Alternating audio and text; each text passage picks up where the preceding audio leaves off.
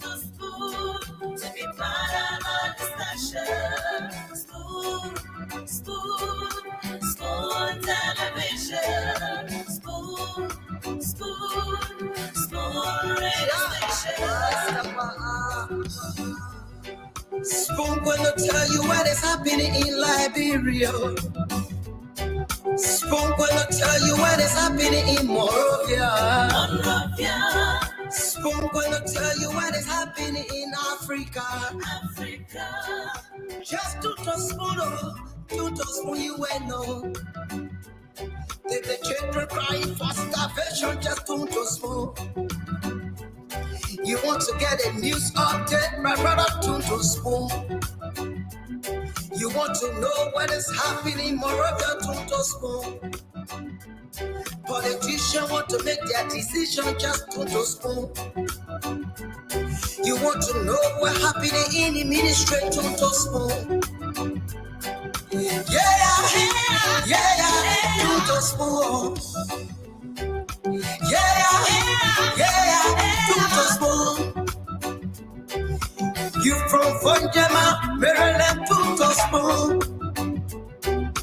Yeah, to spoon. If you eat keep on graduate, my brother, to spoon. You got a spoon TV, you got a spoon radio, to spoon. Okay. Yeah, to spoon. It's good to be here again with another edition of the most talk about nighttime show, the Spoon Talk What I want? from Minerva, Liberia.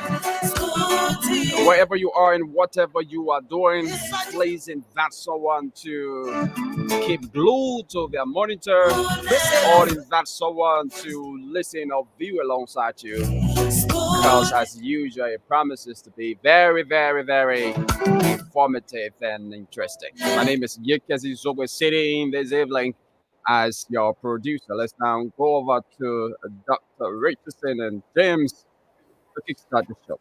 Good evening.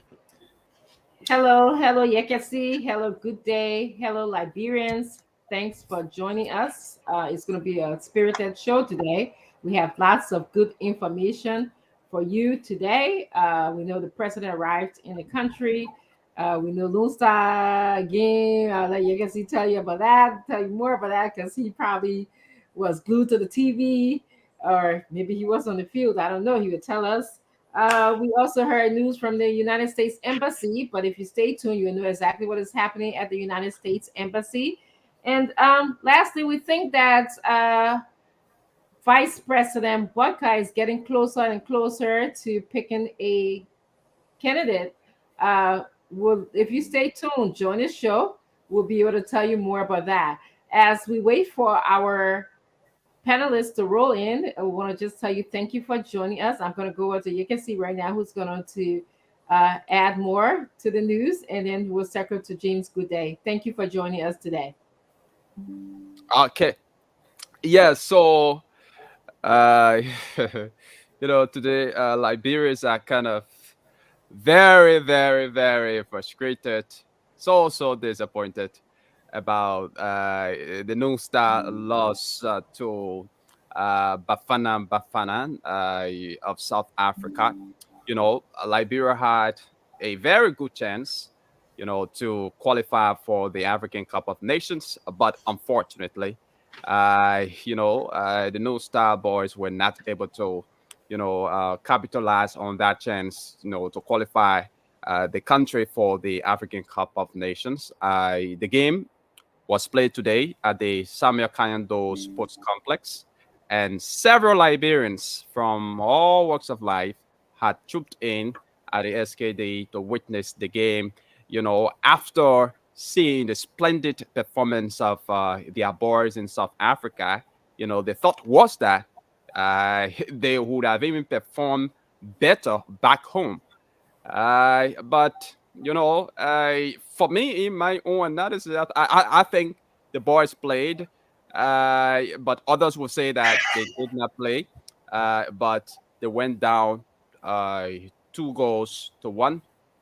to the boss of Bafana there in South Africa, and it's something that's currently taken toward on social media, and the game has kind of a little bit been politicized.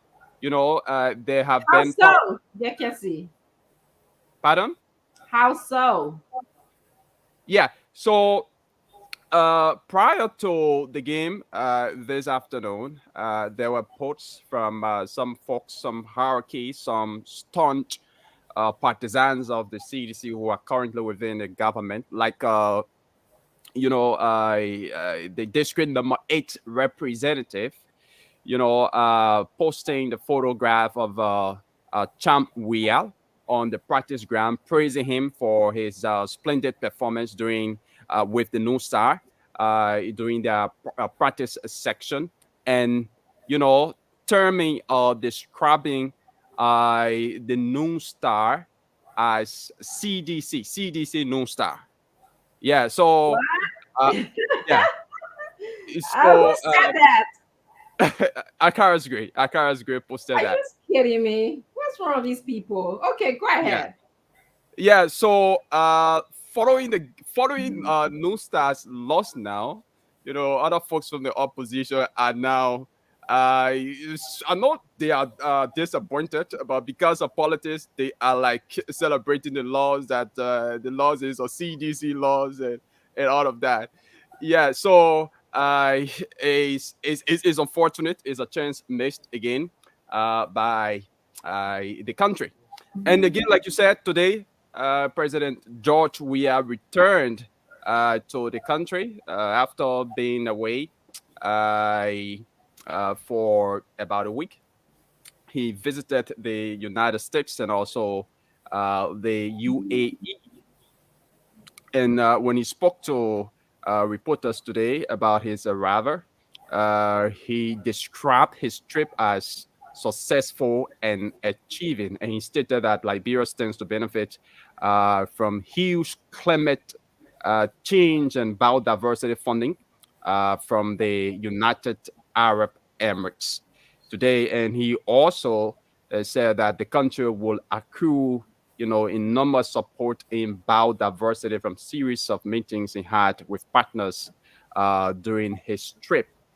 And also today, at the Ministry of Land, Mines, and Energy, normal working activities there were stored because aggrieved workers there, staged a protest calling for salary increment. And, according to them, there's some level of salary disparity there at the ministry. So they held placards today calling on the Minister of Land, Mines, and Energy to address the issue. So normal activities there were like kind of stored today at the Ministry of Land, Mines, and Energy. Yeah, so far so good. Those are some of the trending news from Liberia. Thank you very much, Yekesi. Very informative. Liberians, if you are watching us, this is the only place that you have top notch. I call them top notch. I don't know what you're thinking. Reporters that will bring you the news. They're articulated.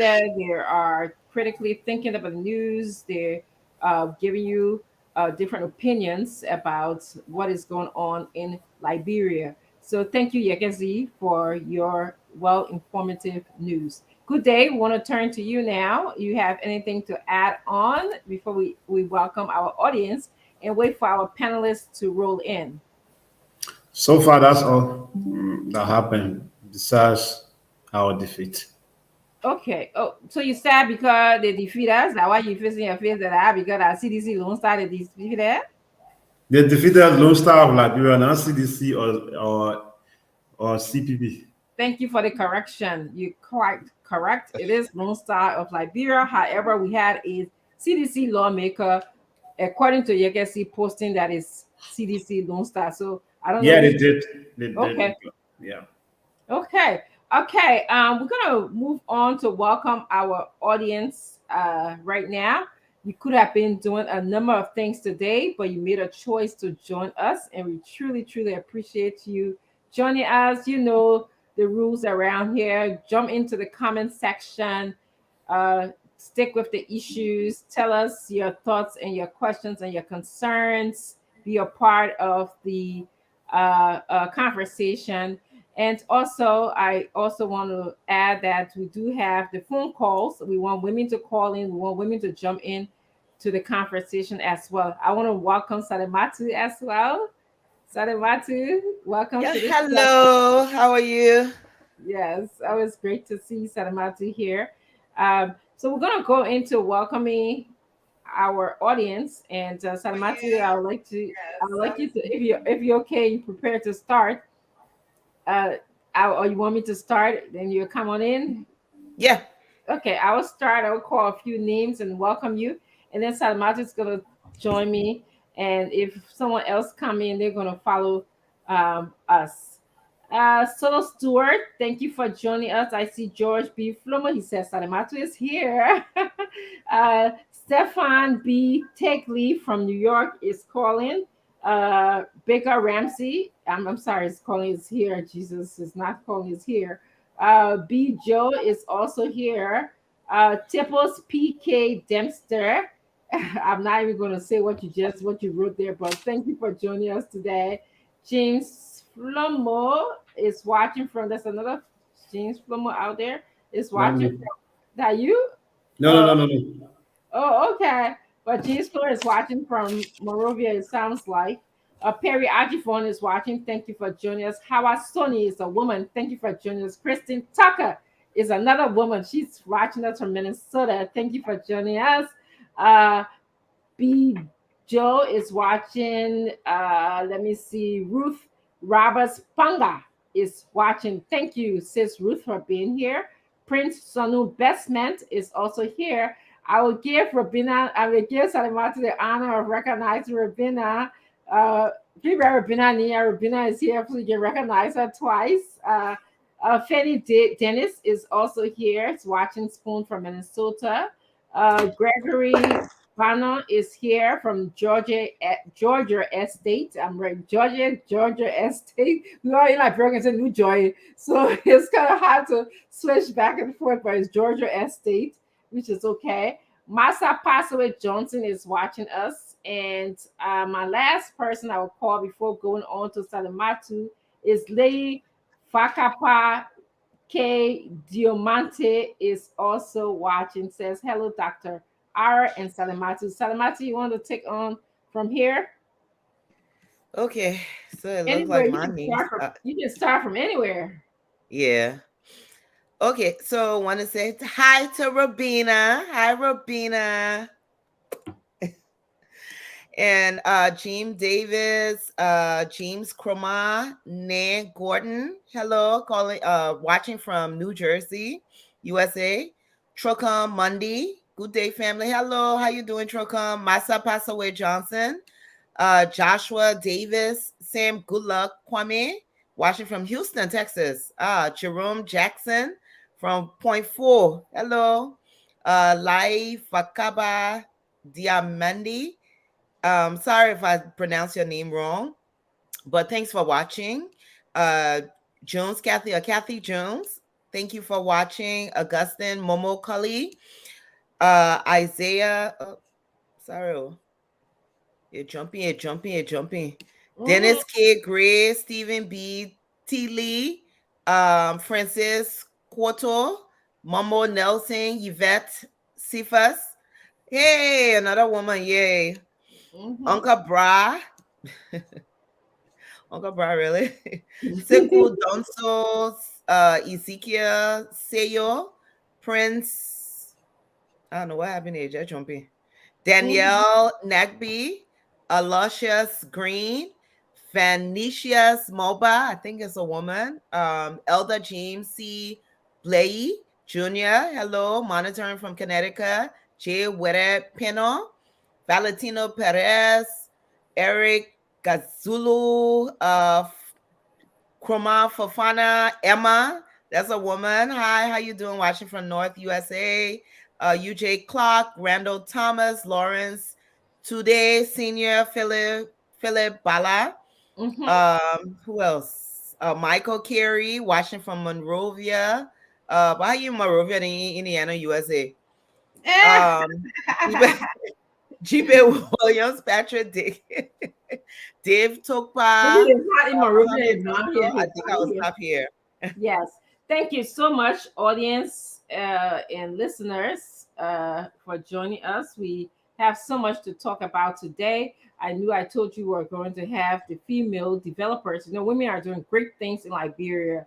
Women make up almost 50%, depending on what statistic you look at. Some people say more, some people say a little bit under 50% of the population in Liberia. And so we are now saying, you know, we are going to carry on the task of contributing to Liberia. And so we had a group of women scheduled to be here today, but there's so much going on in our country. So we asked them to come on another day, and we'll be telling you exactly when they will be coming. But they will be coming. Of course, it's March. We're still celebrating International Women's Month. Um, I also want to tell you that on April 3rd, we're going to have Counselor Pearl Wu here. She is a legacy in our country. She has a lot to tell us, a lot to offer. So come join us on that day. Mark your calendar because she will be here speaking to Liberians. One of her, you know, very few these days appearance. Um, and I want to just, we're going to start, Salamatu, and our year is 417. We're gonna have, I know Mr. Falcon like to us to say hello to our cousin brother first before he comes. That's what he charges me with, so which is fine. And then I'm expecting our other panelists to roll in. Salamatu, anything on your mind? Anything you like to talk about today? Oh yeah, plenty of things on my mind. Of course, there's one name I forgot to call, Catherine Gibson. Thanks for watching. She's one of the women who will be coming on to talk about women empowerment and what they're doing. So I want to just say, hello to Catherine. And thanks for, for watching us. What's on my mind? We've been talking about violence during the elections, and from my understanding, campaign season hasn't officially started yet. But there are a couple of reports again, violence against some of the women who are running. One in particular is Charlene Brumskin. They've threatened to burn down her campaign center place in Buchanan. And it's pretty sad, but we keep saying we're going to see more of this happening again and again because it's not being addressed. It's not going to be addressed. We will, we continue to preach to the Liberian public and say, hey, look, we want a free, fair elections. We want a peaceful elections. But we're starting to see what happened in 2017. We're starting to see what has happened throughout this administration when it comes to the women running for office. So, our hearts are with Charlene Brumskin, who is running, and the women who have the audacity to run in a space that some of these men think are reserved for them. And I'm going to say this, even though we don't have the right numbers for our census, but yeah, we will go by the previous census. Women represent about 49% of the voting population. So, they have a big voice in elections in general.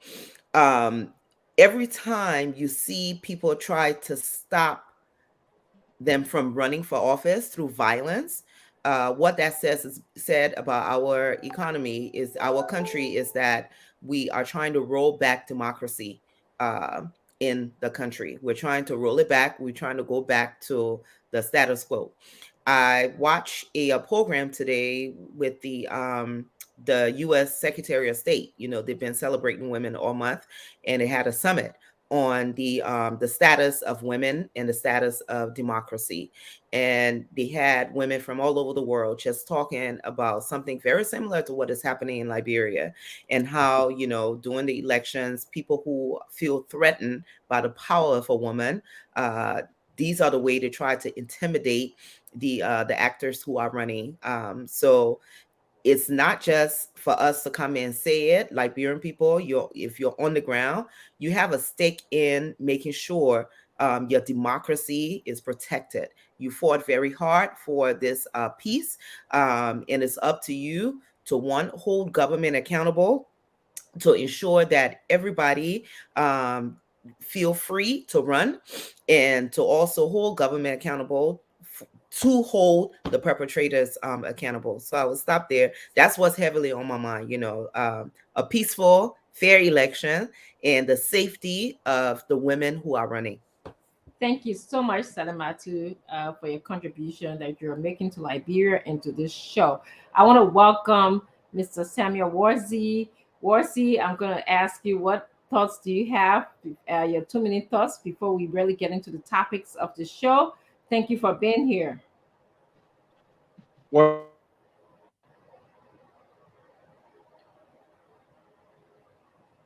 Warzi, you got frozen. We heard just a little bit of what you had to say, and then you went off. Rosie, is it possible if you can go in the back and come back in?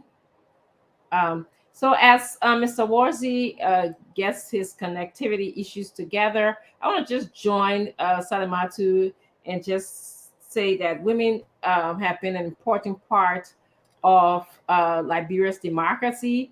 And I also make a clarion call to women to, be involved, get involved and participate. Many people is going to stop us. We always have been marginalized. They're going to come in there and try to intimidate us as they're doing with Charlene Brunskin right now. But we're going to stand tall. The more that you try to shut us down, we're going to speak out. We're going to want a better country, because at the end of the day, when bad things happen in our country, we suffer the most. Women suffer the most. We get to suffer from the psychological trauma. We get to be raped. We get to be physically abused. Our children get to suffer. So we're not going to sit down any longer and allow our country to just deteriorate. We're going to call out when violence are handed to women, or when we are being stopped. If you are insecure in who you are as a person and you fear a woman, this is a new day. I'm sorry to say that. I want to welcome you, Raymond Gray, and then we're going to switch back to Mr. Warzi. Mr. Warzi, has some challenges of your connectivity issues. I don't know if you okay right now to give us your thoughts. Go ahead, Mr. Warzi. well, quickly, let me just talk about some of the issues that you guys discussed yesterday. The carbon MOU that was signed by the government in Dubai. And Fadiga stressed some interesting points yesterday on the show along with Leo, where you talk about the future implications, while we turn to freely sell out our national treasure ahead of time, not taking into consideration the bigger negative implications of some of these long-term commitments. Because if you look at the investment portfolio of 1926, by what we still have now, Firestone, where they extracted and exported millions of tons of rubber, and took those raw materials to develop markets, manufacture them into different products, ship them back to Africa, and sold in a high cost, and some of our people couldn't even afford. A good number of our people who works on the farms suffered occupational diseases along the way. They didn't live to take care of their families, and they became victim of what I call situational, circumstances, and a lot of things happen. So as a country, we've not benefited from these kind of what I call quasi, agreements that tend to just exploit the system and subject our country to being a beset of different rigidities. Am I clear? Yes, we are watching. Yes, I'm enjoying you. Go ahead. Yeah. Yes. The other point is the issue of women empowerment in Liberia. It's serious. thank God we have a president now who many people call the feminine in chief. I think it's about time that we provide a level playing field for women participation to uh, be highlighted more, and not just be highlighted in the sense of people talking about it on the radio or people showing lip service kind of thing.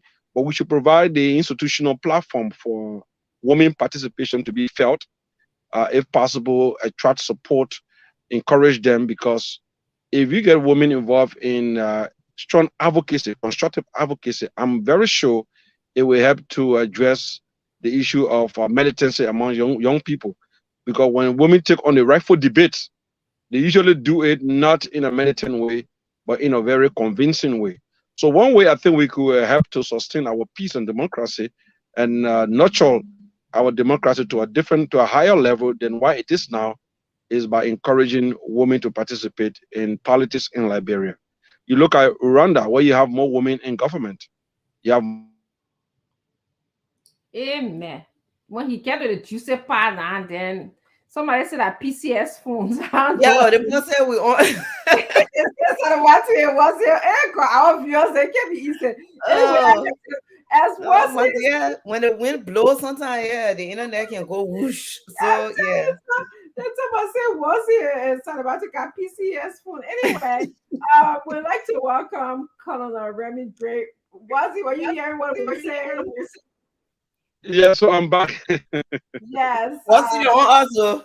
Yes, but anyway, thank you for your support for women, and you made a very salient point about this carbon footprint that MOU that was signed. That is, it has all of the smell of abuse of our resources in our country. But thank you so much for that. I want to turn our attention to Colonel Remy Gray now, who's going to do his 2-minute opening remark.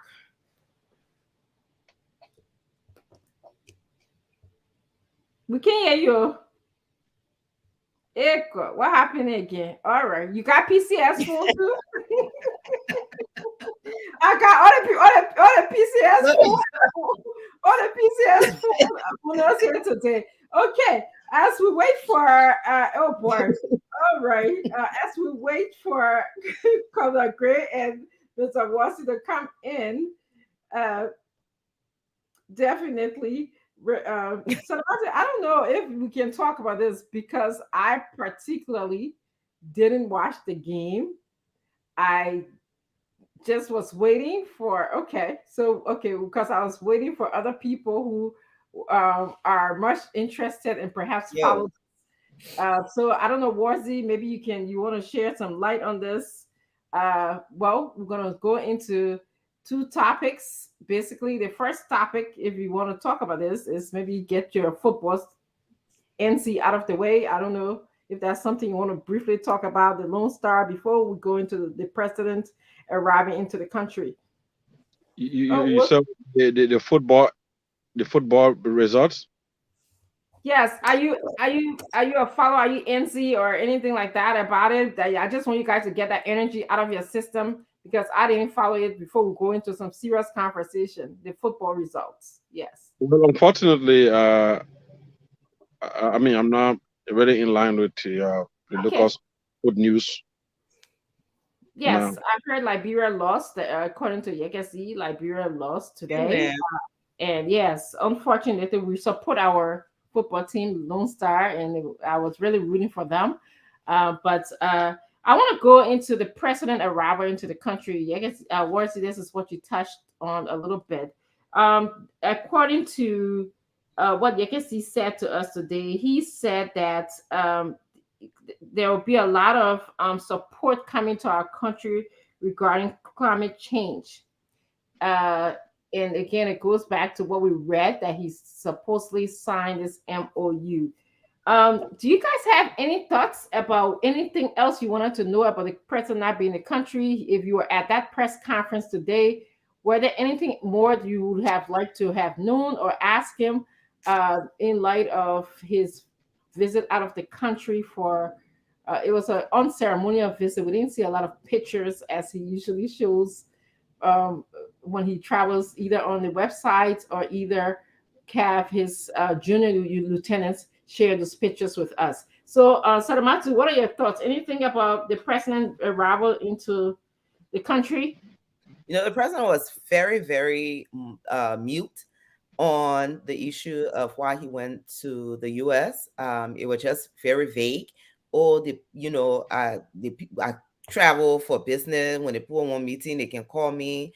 And someone said something to me that was very interesting. Well, they asked the question that said, "Did he actually go to the U.S. as a U.S. citizen, or was he called in as from the State Department as the president?" Because usually the State Department, they will send an invite, right? If it's a foreign dignitary, or the CIA could formally just call their citizens, and if they have questions. So there's always been a rumor that the president, and I say rumor because I just know that rumor allegedly that the president has a U.S. passport as well.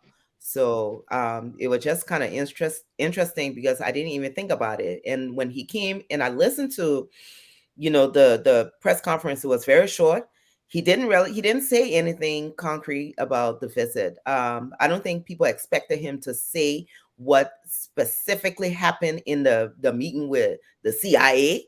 But I think they expected that, hey, look, they needed to talk to me regarding security. And yes, I was invited. There are ways you can spin it. But again, Minister Falcon, not to the Ministry of Information. So maybe the people there, they didn't know how to spin it. The second thing was, then I saw a post regarding this blue carbon company MOU that they signed. And someone, jokingly said, okay, so what happened to Bali Island? Bali Island was going to destroy the mangroves, which are supposed to protect protect us. Now, all of a sudden, have they abandoned Bali Island, and now they're moving towards carbon copy. It's so confusing. But again, we have a government that came into power without a plan, without a true vision for the country. We had a president who did not present a platform, who pretty much told us that, he didn't need to go debate anything. He was running on anything. So sometimes, when we get upset at the government, we have to kind of step back and think about how we elected a president. I'm saying we collectively as Liberians, because once the president is there, he becomes the president for everybody and not just the people who voted for him. God, I didn't vote for him. But we need to sit back and think how we select our leaders. And the one thing that just kept playing today, as I was listening to those women talk about democracy and women's role in democracy, they were just saying how there are so many countries who are rolling back on democracy, rolling back meaning, the policy, development, women participation, or marginalized group participation. And it just reminded me of what's happening in Liberia. So again, for the Liberian people who are watching, you don't need to be a fan of someone. You just need to love your country. You need to say, you know what, this thing that they're doing, is it beneficial for me right now? Will it be beneficial for my children? Will it be beneficial for my children? We can't keep moving like this. Liberia is too old for that. It's like a grown child behaving like some kind of small child. Absolutely. Thank you, Salamatu. Mr. Warzi, if you just wait a second for me, let me just have James play the videotape of the president's, I believe it's a press conference today. And then we will reflect, and I'll ask you to reflect on what he said. I'm not sure if you saw it, but I want our viewers to see it. If you're joining us, you're watching Spoon Talk, please share the show. Make your comment in the comment section and be ready to phrase your question when we ask you to call in. James, good day. Can you play the videotape, please? Can you hear me?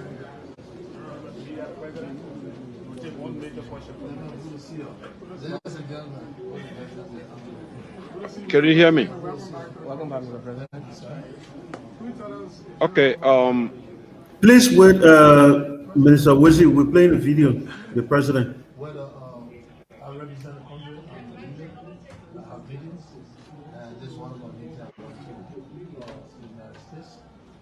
Yeah, you want to play the video, right? Was successful. Successful.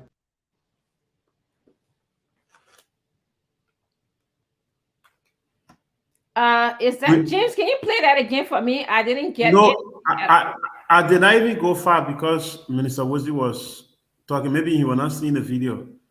Can I Yeah, go play it? ahead. Okay. Yeah, go ahead.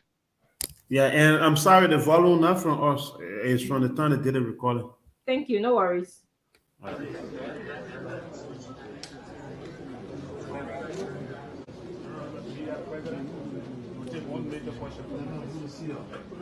gentlemen, Good to see you, Mr. President, and welcome back to Welcome back, Mr. President. Can you tell us a general overview about the year?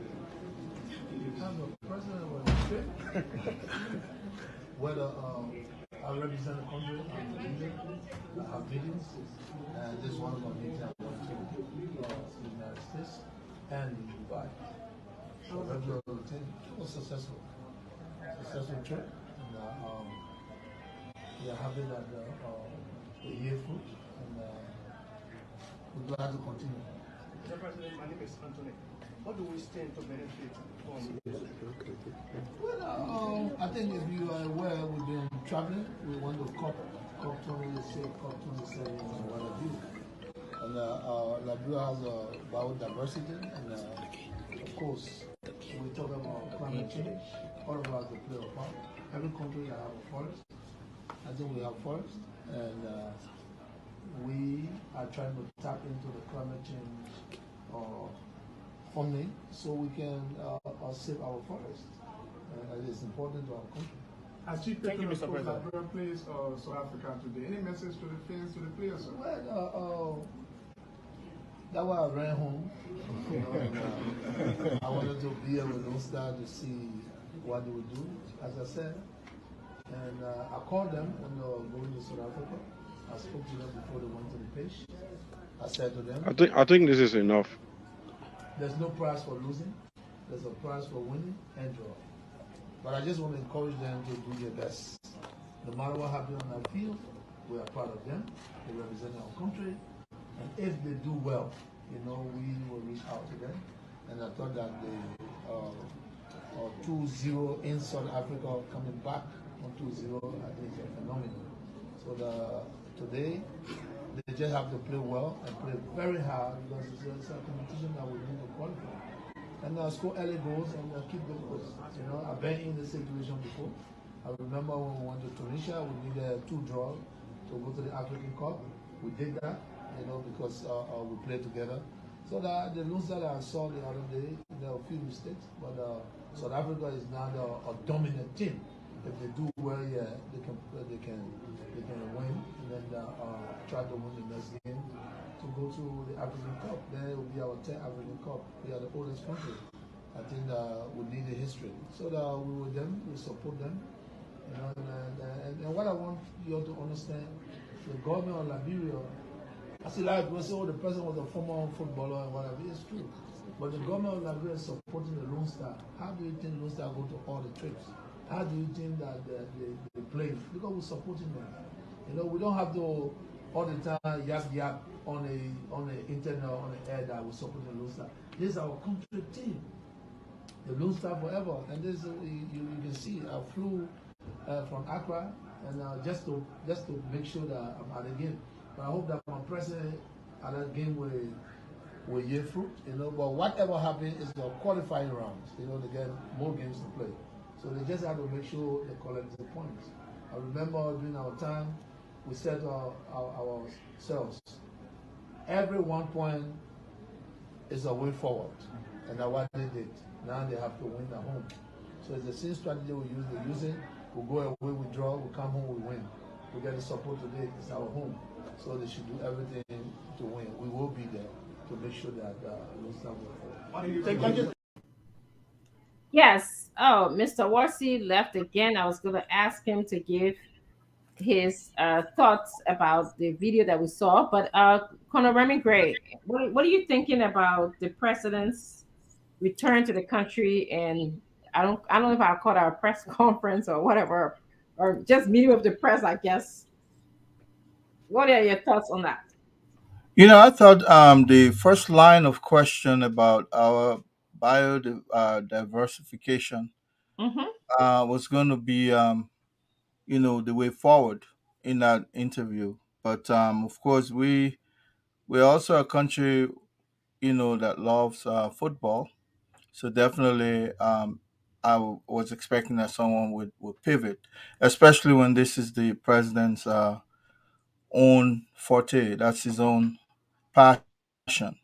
Nothing wrong with that. But I thought I would have listened for something a little bit more solid, more more serious, especially when he's returning to much speculation. One would have expected him to talk about that. And if you're a journalist, that is where you want to go directly. But instead, they placated with the situation itself and just turn it into a whole soccer thing. But the president talked about our biodiversification, and um, I think I'm more open to listen to that whole biodiversification with regards to um, people are thinking now of selling some of our natural, nitrogen, or our air, so to speak. How do you sell in air? Well, now the world is so advanced to the extent where you can sell your future natural resources that is not even visible, and that can come back to hurt you in the future. Like just like we're buying everything we had in abundance, and we're still a $3 billion GDP.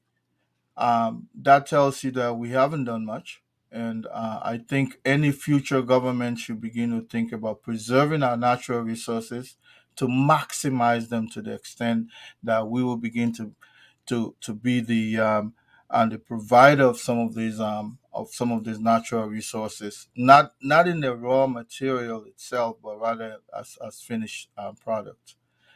So I was just disappointed that we turned this whole thing into a football thing.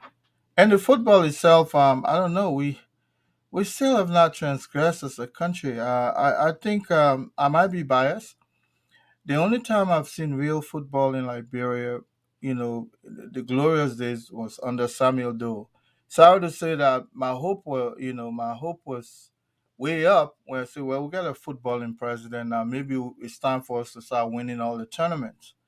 But I think we're still bottom from three from the last three from the bottom there. In every tournament we participate, we don't cross that first line, and that is something to get anyone concerned. Yes, thank you. Now, Mr. Warsi, uh, did you want to add your thoughts to what you just saw from the video? Stuck again, can't hear us. Oh my goodness, Mr. Warsi, I was speaking to you. I was giving you an opportunity Okay, for you you to. coming out, you coming on. Okay, Mr. Warsi, you here now? Yeah, Mothering, if you are hearing me, Yeah, it's am I, going back. oh, We're, wow. I'm hearing you. Yeah. Yes. Okay. It was interesting. Says Elizabeth Bowen, who's talking, said the president actually, she's actually commenting, and I'm just reading the comments and paying attention to what you guys are saying at the same time. She said the president talked more about football than the MOU regarding the biodiversity. And it was kind of confusing to her because she was expecting to hear more about this MOU, this biodiversity um, deal that he said that he signed. He said something he did. He said that they're going to get funding to save our forest. And as a journalist, or I'm not a journalist, but the first thing that came to my head, I would have said, which forest, where, what? Madam, you're a podcast journalist. Yes, what? Well, I just think that's all. You're a journalist. I think, and I wanted to know which communities, if you could tell us which communities would be impacted They said that they were going to have this blue carbon company. He never even mentioned a company that would come and regulate and also manage our, about our carbon resources that we're going to have from our mangroves and stuff like that. None of those questions were asked, and I would have wanted to know more of that. So we really didn't get a lot. Besides that, he wants to bring in people to help us save our forest. That was the most important thing that I got from the trip. Um, I don't know, I don't follow football that way, so I won't want to make any comment about that.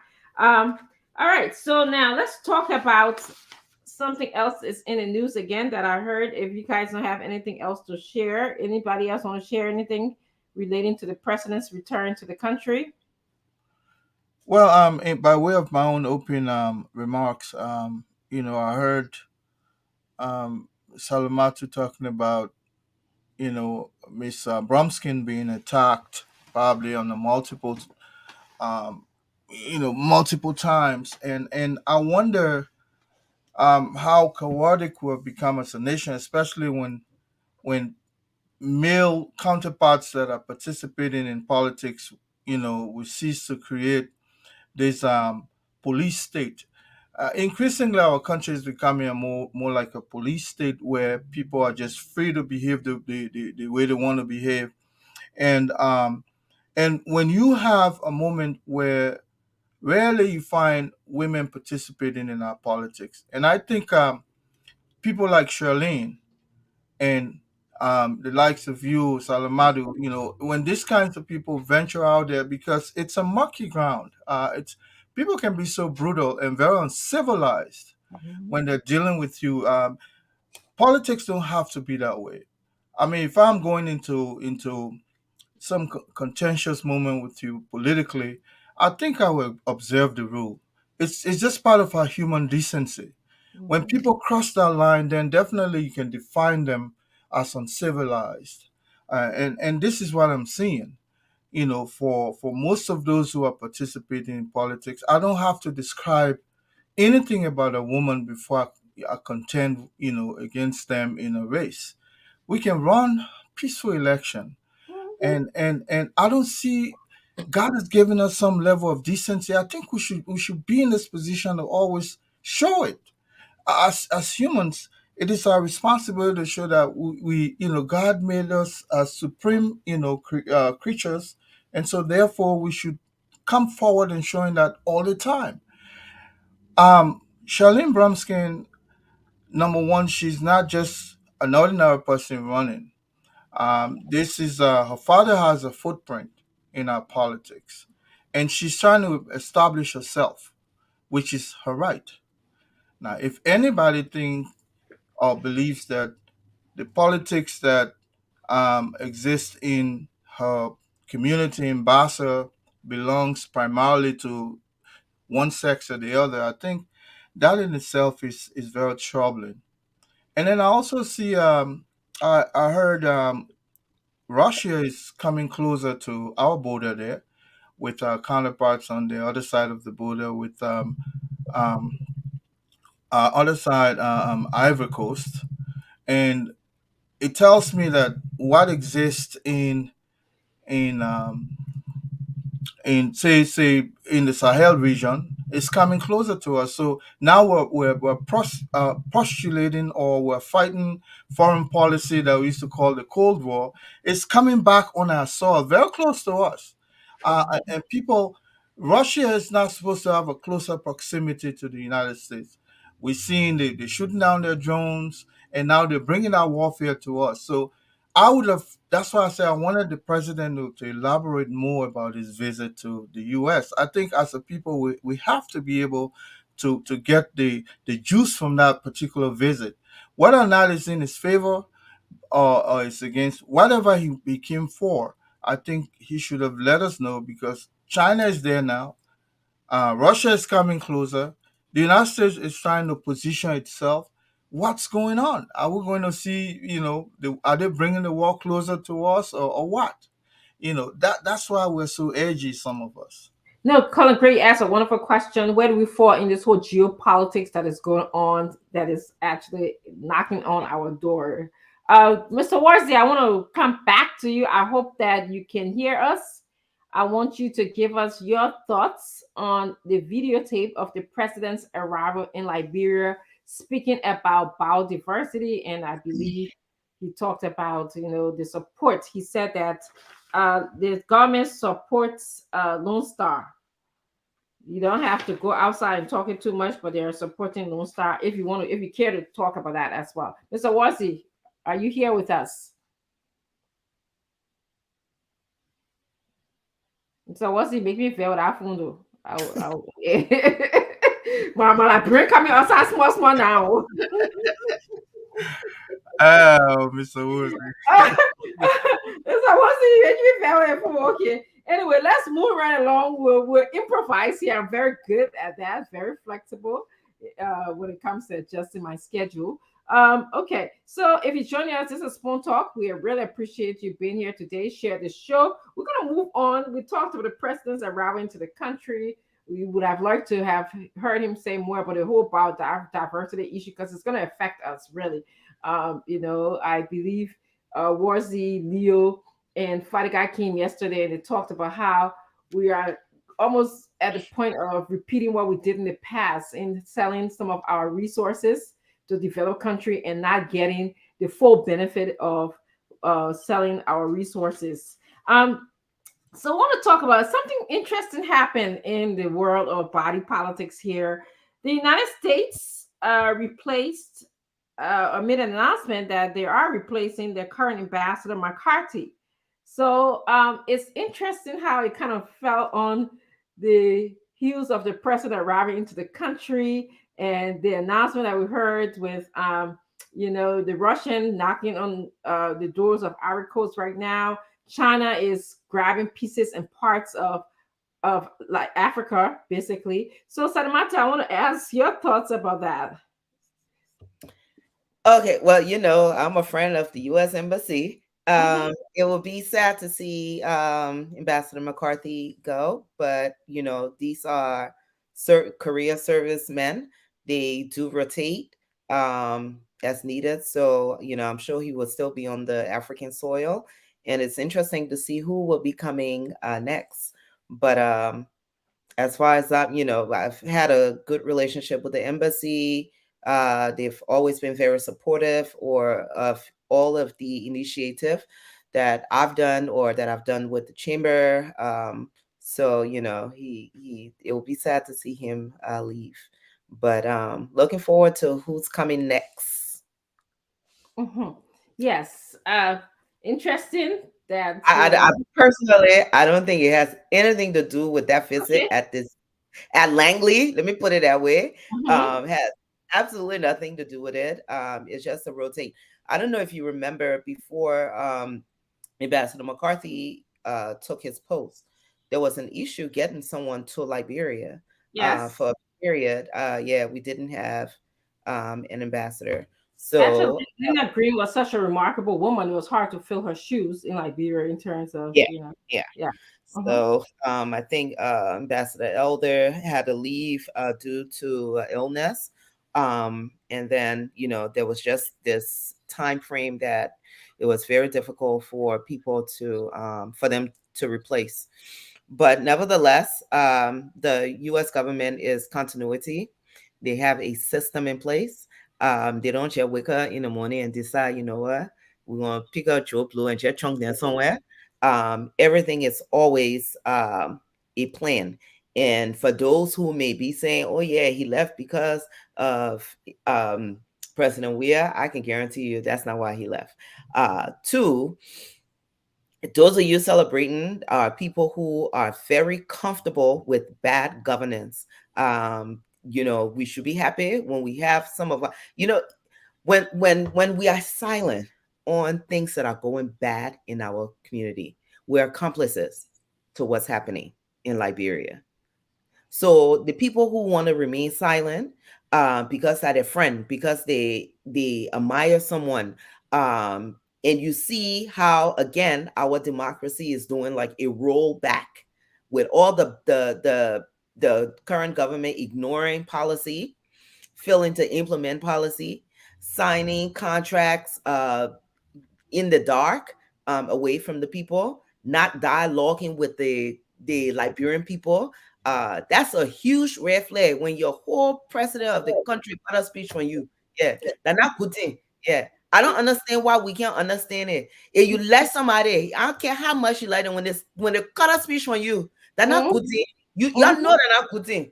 And at that point, you're supposed to be thinking about, oh, the man used to play fun football. You're supposed to be thinking about, but where's the leadership? Where's the management? What going on here, my man? Yeah, what did we did to you? So I'm just looking forward to who's coming next Yes, for the thank you. election.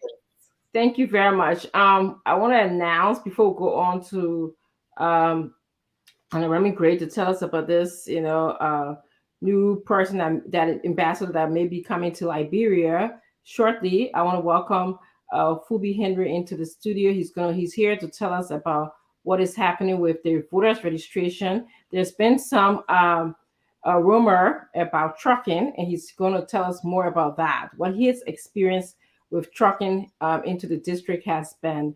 Um, you know, uh, I understand that we're going to be hearing, having Ambassador Toner. He is the one's going into our country. He's the one that is likely to replace McCarthy. And I want to just also mention to Liberians that it says that he does have some experience working in Dakar, Senegal, which is not far from us. I like hearing that he has some experience with working, among other things. He worked in other places, but I just knowing that he worked in Dakar, although it's a francophone country, different from ours, but I like the fact that he was in Africa. He got to taste the culture a little bit. Can I Remy Gray, your thoughts quickly before we move on to Fubi Henry? Well, you see, American foreign policy, especially our ambassadors, U.S. ambassadors that come to our African shows or anywhere in the world, they have specific skills that they bring to the table. Um, Ambassador Christine and Elders, of course, she was more the kind of individual that is trained to monitor transitional relationship within one government to the other, and then kind of like nurse them to some extent where she will put them in a particular position. And somebody who, once the government start to operate, then you need somebody who can, if this government is more developmental, if this government is more corrupt, if this government is more this, then they'll bring somebody with that skill. And I think Ambassador McCarthy came to actually unearth some of the way money move in our country in terms of money laundering, corruption, and all of that stuff. So I think his mission is over. Ambassador Elders, of course, was for 4 years. I think from 2016 to 2020, and then there was a little gap there where they had an attaché taking, provisional leadership there before McCarthy came in. McCarthy has served his time. So I think the United States now is moving towards this sort of like their foreign policy interests, which has to do with Al Qaeda moving in the Arabian Peninsula to some extent on a West African coastline to include Mali. Now, when you bring somebody from Senegal, they have an idea of the Casamov. The Casamov is also a guerrilla warfare that is also an oasis or a branch of Al Qaeda. Al Qaeda is in cells. Different when you have Al Qaeda in the Arabian Peninsula. Now they talk about Al Shabaab. They will talk. Al Shabaab happens to be one of the largest now in all of that. Now we have the Kazimov. Then you have the Nigerian Boko Haram, and in on the Sahel side you have Al Qaeda in that region as well. But they're part of this of this whole Al Qaeda thing is spreading into Liberia. That's why we were saying when we say it's spreading into Liberia, elements from those different cells have been frequenting our country, our coastal line. We don't even know. So Ambassador McCarthy was there to really observe that. Now he's going to hand it to somebody who understands how to actually disseminate foreign policy in terms of in terms of activities surrounding Al Qaeda. So it's not only coming there, but it's coming there for a purpose. That's why probably the president was invited, um, and I believe it, Okay. it should be able to keep some privacy based on what he was told. But I think we're coming to see some interesting moment in American foreign policy. It's not going to be all about politics. It's going to be more about their interest. Thank Yeah, you. Thank and you let me add, apparently the incoming ambassador Mhm. served as Peace Corps Yes. volunteer in Liberia before, so he has some knowledge of the land. Um, so we welcome him. It's going to be an interesting next couple of months. I'm telling you, leading towards elections. That is so true. Front Page Africa is reporting that. Thank you for confirming that. Thank you, Colonel Remy Gray. It's always good to have that military sort of knowledge here on the show. Phoebe Henrys is now in studio. We'll go move on to our conversation about the voters registration process. How is it going in your district? You are here to tell us just your experience. What are you hearing from Liberian citizens that are in your district? And we're gonna take our time asking you questions. We're gonna take turns. I'm sorry, asking you questions. Go ahead, Phoebe Henrys.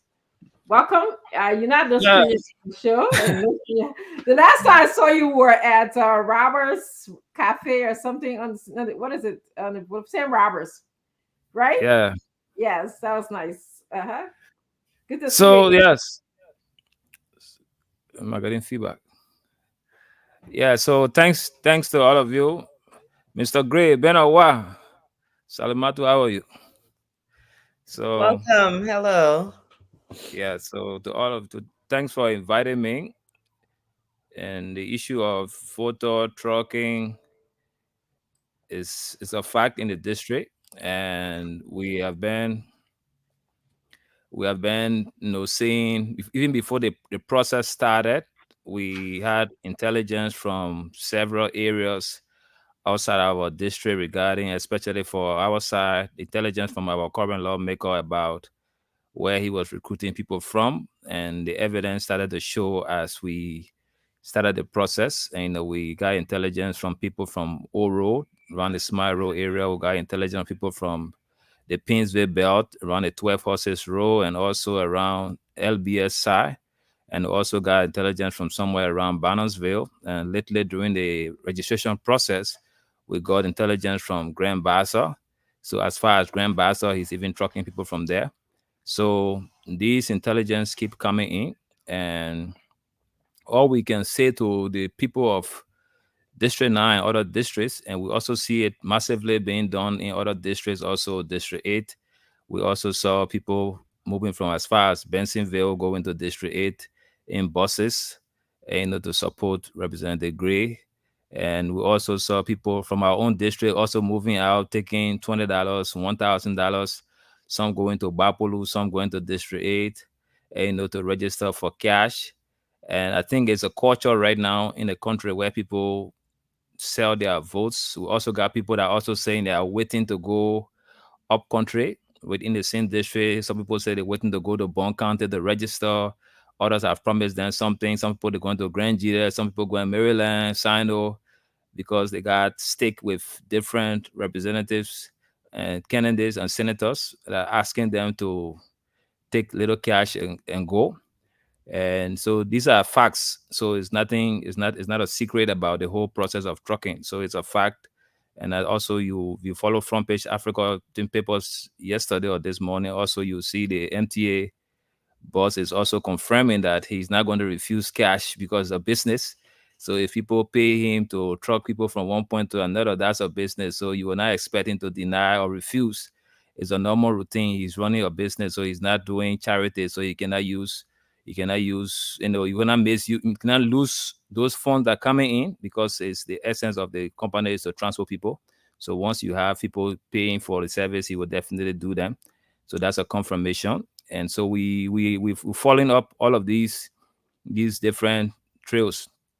But our main message to the people that we have been telling them, especially the residents of the districts, telling them that you have to register, and sadly, people sit, and because they are frustrated over bad decisions that they made, they elected some people and with high expectations, and those expectations did not come forth after elections. So they are frustrated, and they'll tell you that they're not going to register, they're not going to vote.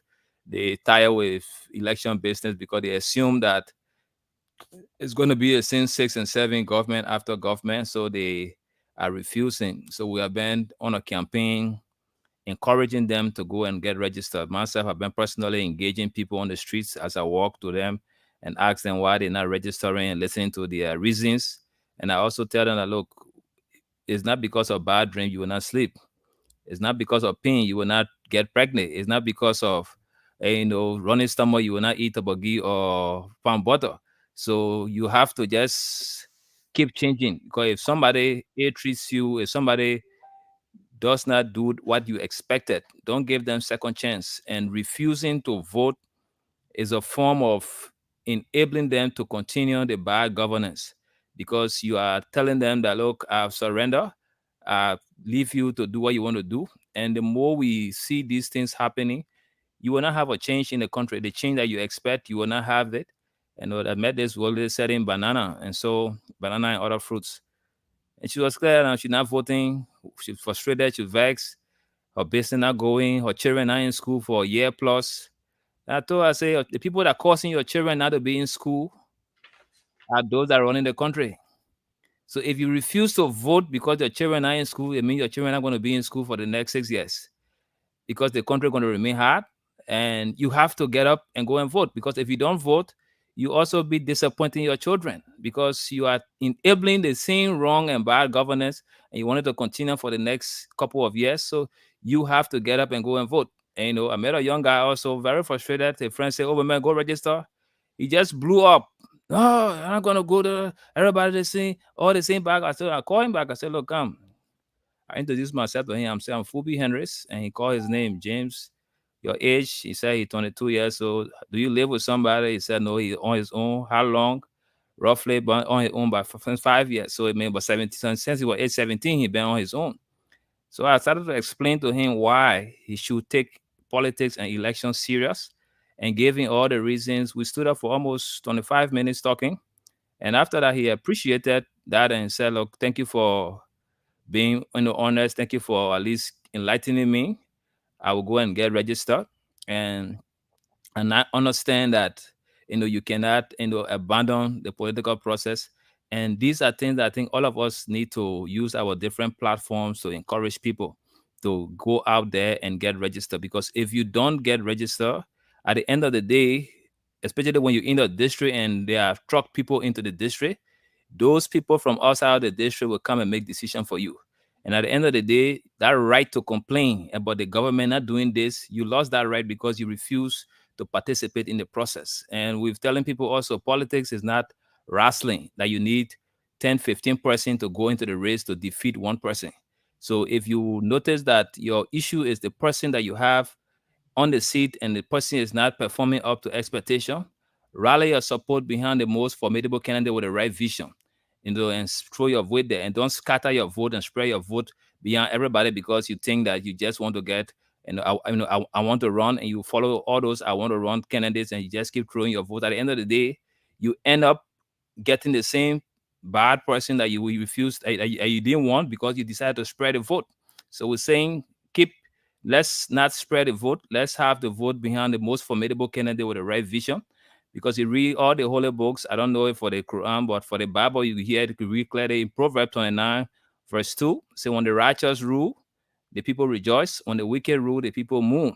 And that means if you vote for good candidates to get into government, you're going to enjoy. If you vote for bad people to get into government, you're going to mourn. And that's one of the prayers that God will not answer, making bad political decisions. And it also tells you in verse 18, lack of vision, the nation perish. And the happy is he that keepeth the law. So if you vote for people without vision, you're going to perish. Then the perishing is not the land, like you a human being. So you're going to you voted for people that got no plans for your life. People gave you $10, $20 to say, come and vote for me. Take the money. And we're also telling those that that they are trucking in, we're not discouraging them from coming into the district. We're encouraging them to also take the money, come into the district, and vote against them. Because if you take the money and vote against them, the next set of lawmakers will do the right things for the country. They will not think that they can screw up and at the end of the day take our same taxes through bribes from the legislative engagement fund and bribe to pass budget, collect those money and come and bribe you to come and vote for them.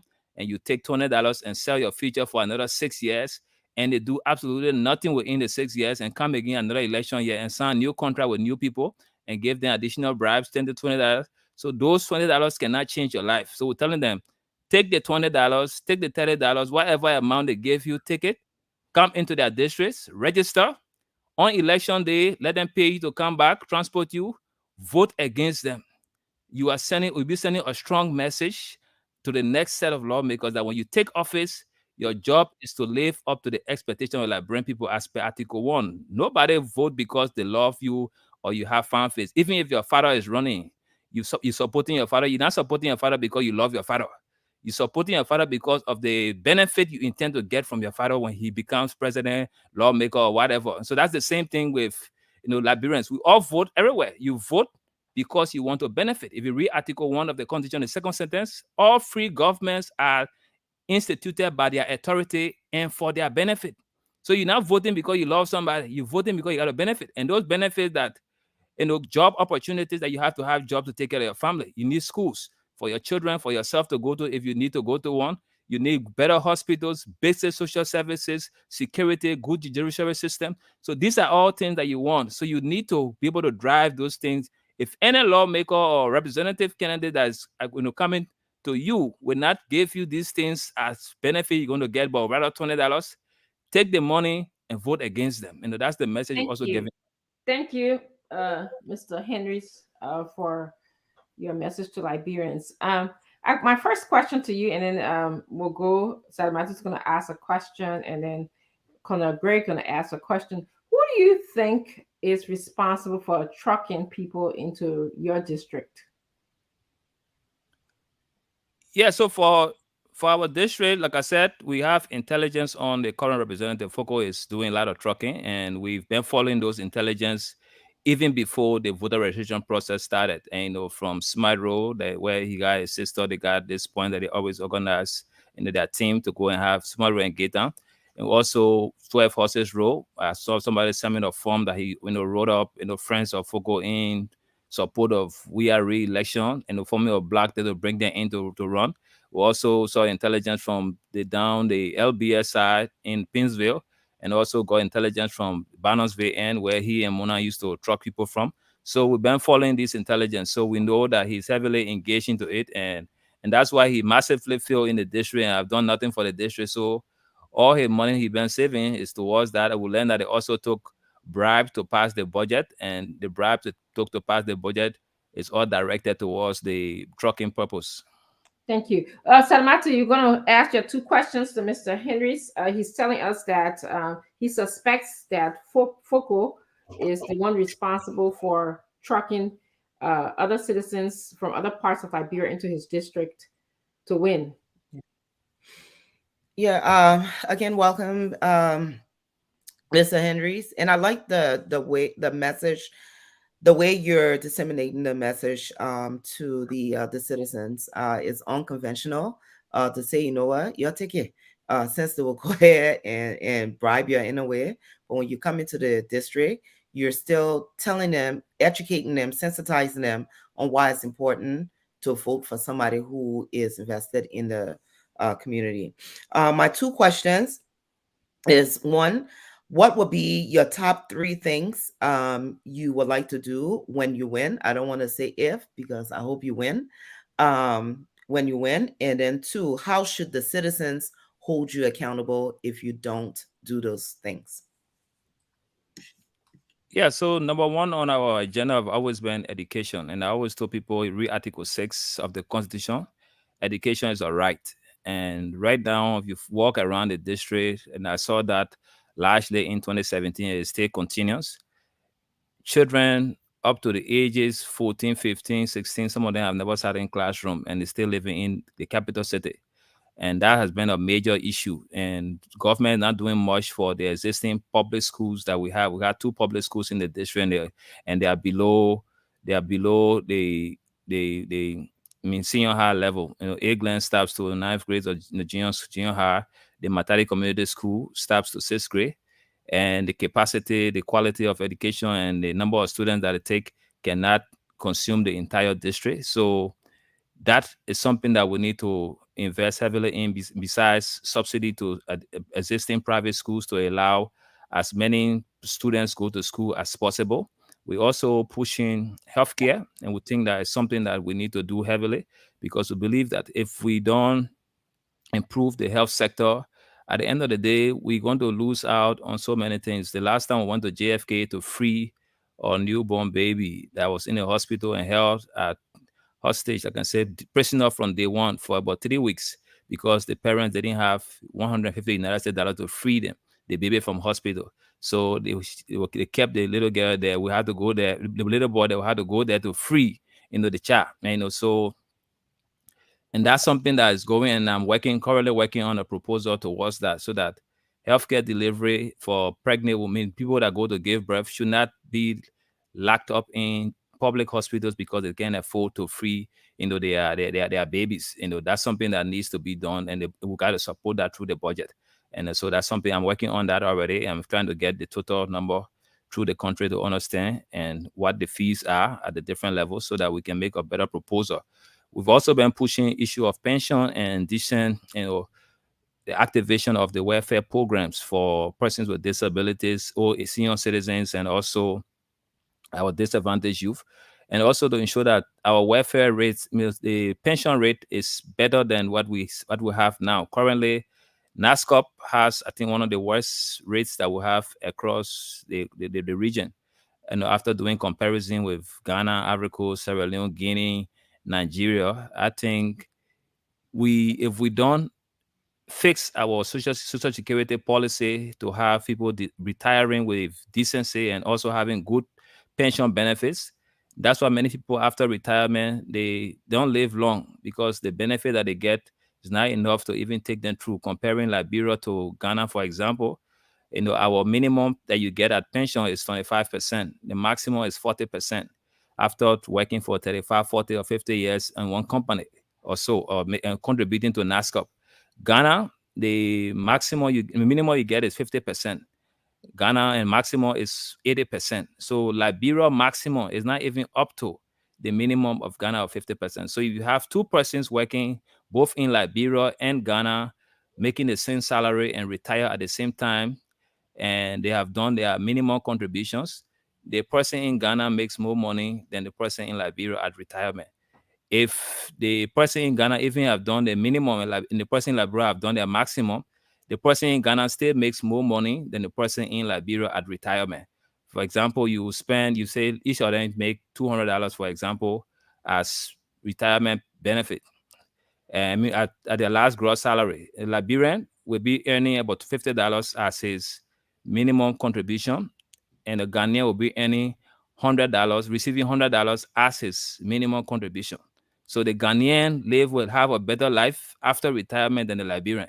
If the Liberian has paid his maximum, it only appreciates up to $80, and the Ghanaian that paid the minimum will be making about $100 at retirement.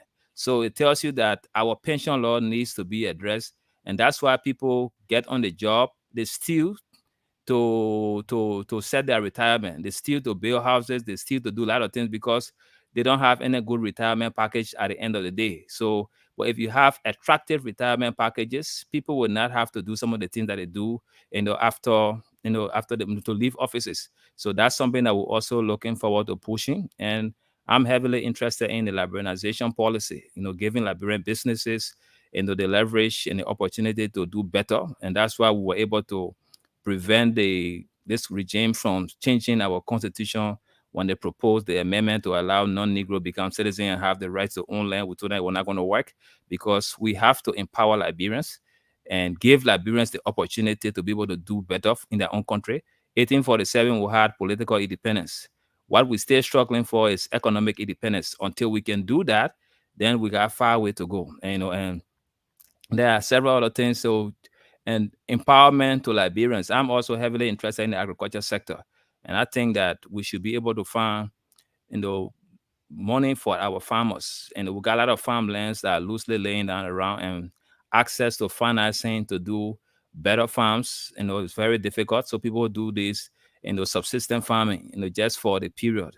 So if we cannot start investing heavily into the agriculture sector and giving farmers, for example, let's look at the rice issue. We gave importers for rice subsidy. You gave about 4 or 5 importers 11 million for subsidy to reduce the cost of rice when they bring it into the country. But you gave the entire agriculture ministry just 5 million to operate for the whole year. But just 3 or 4 importers, you gave them 11 million, but the agriculture ministry got 5 million to operate. So we're depending on foreigners to support the agriculture sector. And if Make a point there. UNDP and other donors do not give funding for the agriculture sector, we have nothing. All we do is just paying salaries of people that go to the agriculture ministry and put fuel in a generator and fuel in their cars and buy stationaries. So there must be a serious policy, and have some legislators should have be able to pass something that farmers should be able to have access to loan, very low interest rate loan, and also we increase the moratorium and not just giving you loan. If they tell you 1 year, you pay back, and have some whole system around the whole farm stuff. So if you have a farm, or you have extension workers for the agriculture ministry assigned to you to help improve your yields, you have people from the business sector assigned to you to also help you market it better. In the long run, some kind of $200-300 million fund set aside just for farmers. Our lawmakers should be looking at putting up that package, and that's something that I'm looking forward to pushing when we get there, so that we can have farmers taking charge of the country, and we can start to produce the things that we need to do. And we have been driving some of these things. Most of the time we talk, but you follow my advocacy. We also put the pen to paper, and we go to the Capitol building and petition them and tell them, say, look, these are things that you need to act on. And some of our proposals have passed, some are staying in the corridor. And so we're looking forward to pushing them when we get there. Those that are staying there, especially for the issue of vocational training in grade schools, we proposed that to the House since 2016, and they stay in their committee room. So that's something we're looking forward to going to take up and dust up and say, look, every high school from 7th grade to 12th grade, there must be compulsory vocational skills training, so that when you graduate from high school, you graduate with technical knowledge as well. And if you don't want to go to college, at least you already have what it takes to start making life on your own. You can be in high school and learn carpentry, tailoring, soap making, and what have you, hairdressing. And that way, after high school, you're ready for the job market. And so there are a lot of things that we can do. So we're driving that. And I Thank always tell you. people, when you Thank you, have Mr. leaders. Kobe. Oh, I'm sorry to cut you I'm off. going to our next question. Okay, yes, that's what I was going to ask you. And then can you Yeah, please, for the so sake of time, like I was saying, we need our callers to come in here as well. We also have Colonel Gray, who didn't get a chance to ask his question. He has to ask you his 2 questions as well. I think Al, you have to mute. Yes, and then of course, welcome Al Hussein Fadiga to the show. He also has to ask his 2 questions. So can you just be a little bit more concise with us? But thank you. I'm enjoying your policy comments as well. Okay, so on the issue of how people should hold me accountable, I've always said this to people. When you give people power, you don't sing them. You don't sing praises. And that's why I'm one person. I don't like my supporters that sing praises to me. Every day you see me, you want to rain praises on me. I always tell them, say, no, I don't, that's not my style. You must be able to critique me because I'm working for you. See me like your husband or your husband, and know that you have some high expectations. You expect me to clean the house. You expect me to send the children to school, cut the grass, wash the clothes. And when you see those things are not happening, we expect you to raise the red flag. We expect you to criticize me. I expect you to come to my house and look and say, look, today, Mr. Representative, after we voted for you, you promised that you're going to ensure that we have scholarship opportunities for our students, our children. You promised that you're going to help to upgrade our schools. You promised that you're going to work on the sanitation project where you will have access so that flooding will not be an issue. You promised that you're going to do all of these things, and we don't see them forthcoming. So I want that nightmare. I want to be worried about the district, that when I'm sleeping, if I'm not living up to expectation, I shouldn't have sleep. I should have sleepless nights. And that's what I expect from the people. Knock on the doors. And that's why I'm not leaving the district. And my family was one of the first families to even move in that district, even before they built the James Springsby Airport, and we still have our family property there. So I'm a pioneer of the district, and we're not moving anywhere. We're going to ensure that we do what what we want to see the district move to from one stage to another, and so we want them to actually keep the pressure coming. And I don't want any praise singers. Thank you. I'm going to move on to Conor Gray. Conor Gray, can you ask your two questions, please? All right. For the sake of time, I'll just ask you one question, and I'll let Mr. Alpha Diga, chime in. But the thing about voters trucking, I think this is part of a consummated plan by the ruling establishment, and they're only deploying some of what they will do in the bigger election to come. They made up their mind not to play by the rule. They will do everything possible um, to to disadvantage other people like yourself who mean so well for the country and their community. So my own saying here is, to what extent are you um, seeing this voter trucking going to be an impediment to your own success? It's unfair, but to what extent do you think, with that going on, and if it's left unaddressed, do you see yourself winning? So we have to do all we can do to win, and we're doing what we can do. We pushing, we're not sitting down, we're following up. And like I said, we know where they are trucking from, so we're doing follow up. We're also working within the district, and we have never stopped our engagement in the district since the elections that we have participated in. We have been contributing immensely to every sector of the district to ensure that people get what they get what they need, even after being cheated in our elections and so forth. So the trucking definitely will have an impact, and that's why we're telling people in the district, especially those that are moving with the mindset that they don't want to vote, they don't want to participate in election, they are frustrated. We are telling them, look, don't let your frustration allow you to sit home. Get up and go and get registered. So we're having different meetings. We are reaching out to community dwellers. We're having meetings with different stakeholders of the district and letting them know that the solution to removing bad government is to be a registered voter and to vote. But if you sit and allow yourself to don't not to participate in the process, and others are brought in to make that decision for you, you lost the right to complain. And so that's what we're saying to them: please go and get registered. The best we can do is to encourage them to go and get registered. I don't care how much you truck, they cannot truck the whole district into the district. So that's something for sure that we know. So they might do a lot of trucking in their capacity or whatever cash that they have stolen to do it. Fair enough for them, but don't sit down in your district because you are affected by the bad governance. So if you are affected by the bad governance, get up, go and get registered. So that's the message we're going to push to them.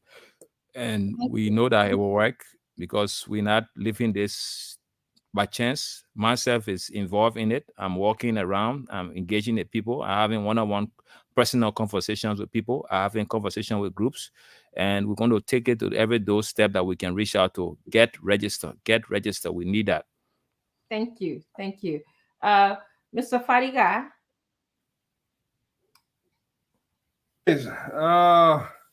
How are you doing, my brother?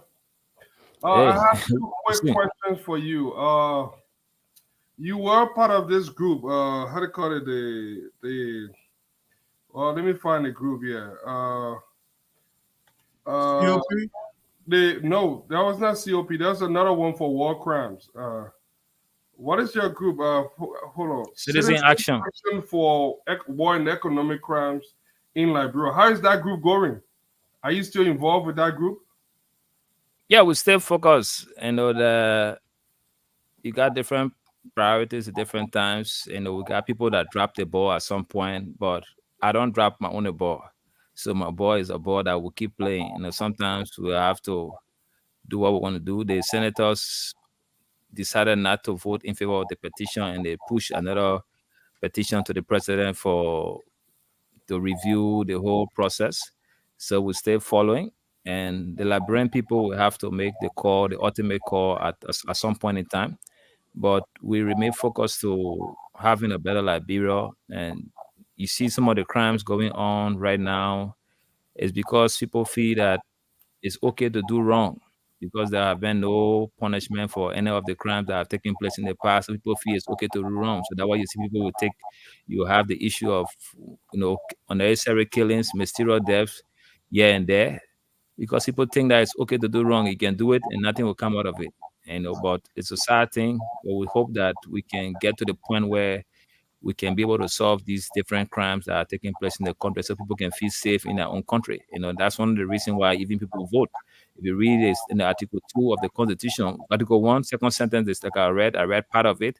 All free governments are instituted by their authority and for their benefit, and they have the right to alter and reform the same when their safety and happiness so require. So right now, with all of these different mysterious deaths, safety is an issue. So how do you solve some of these things? Is to punish crimes. One last thing. I know your grandfather was Speaker of the House, former Speaker of the House, right? Your grandfather. Yeah, my grandfather. Yeah. Yeah. Oh, I told you, it runs in the family. You specifically, what qualifies you to be a representative?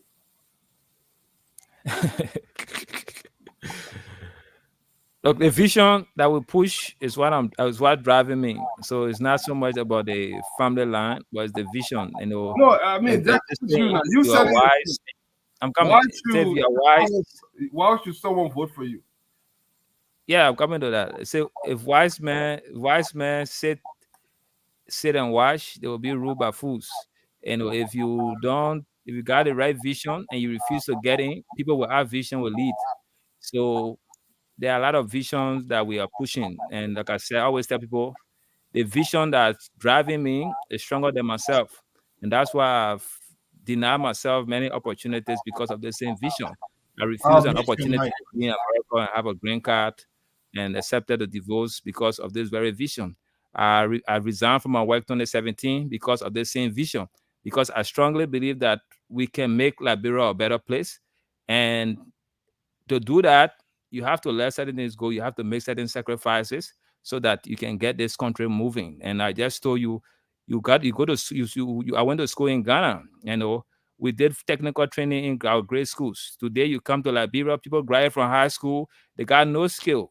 Parents don't have money to send them to college. They sit in the communities. After a few times, some of them end up in a ghetto. Then we get vexed, the children are ghetto boys because they have nothing to keep them busy.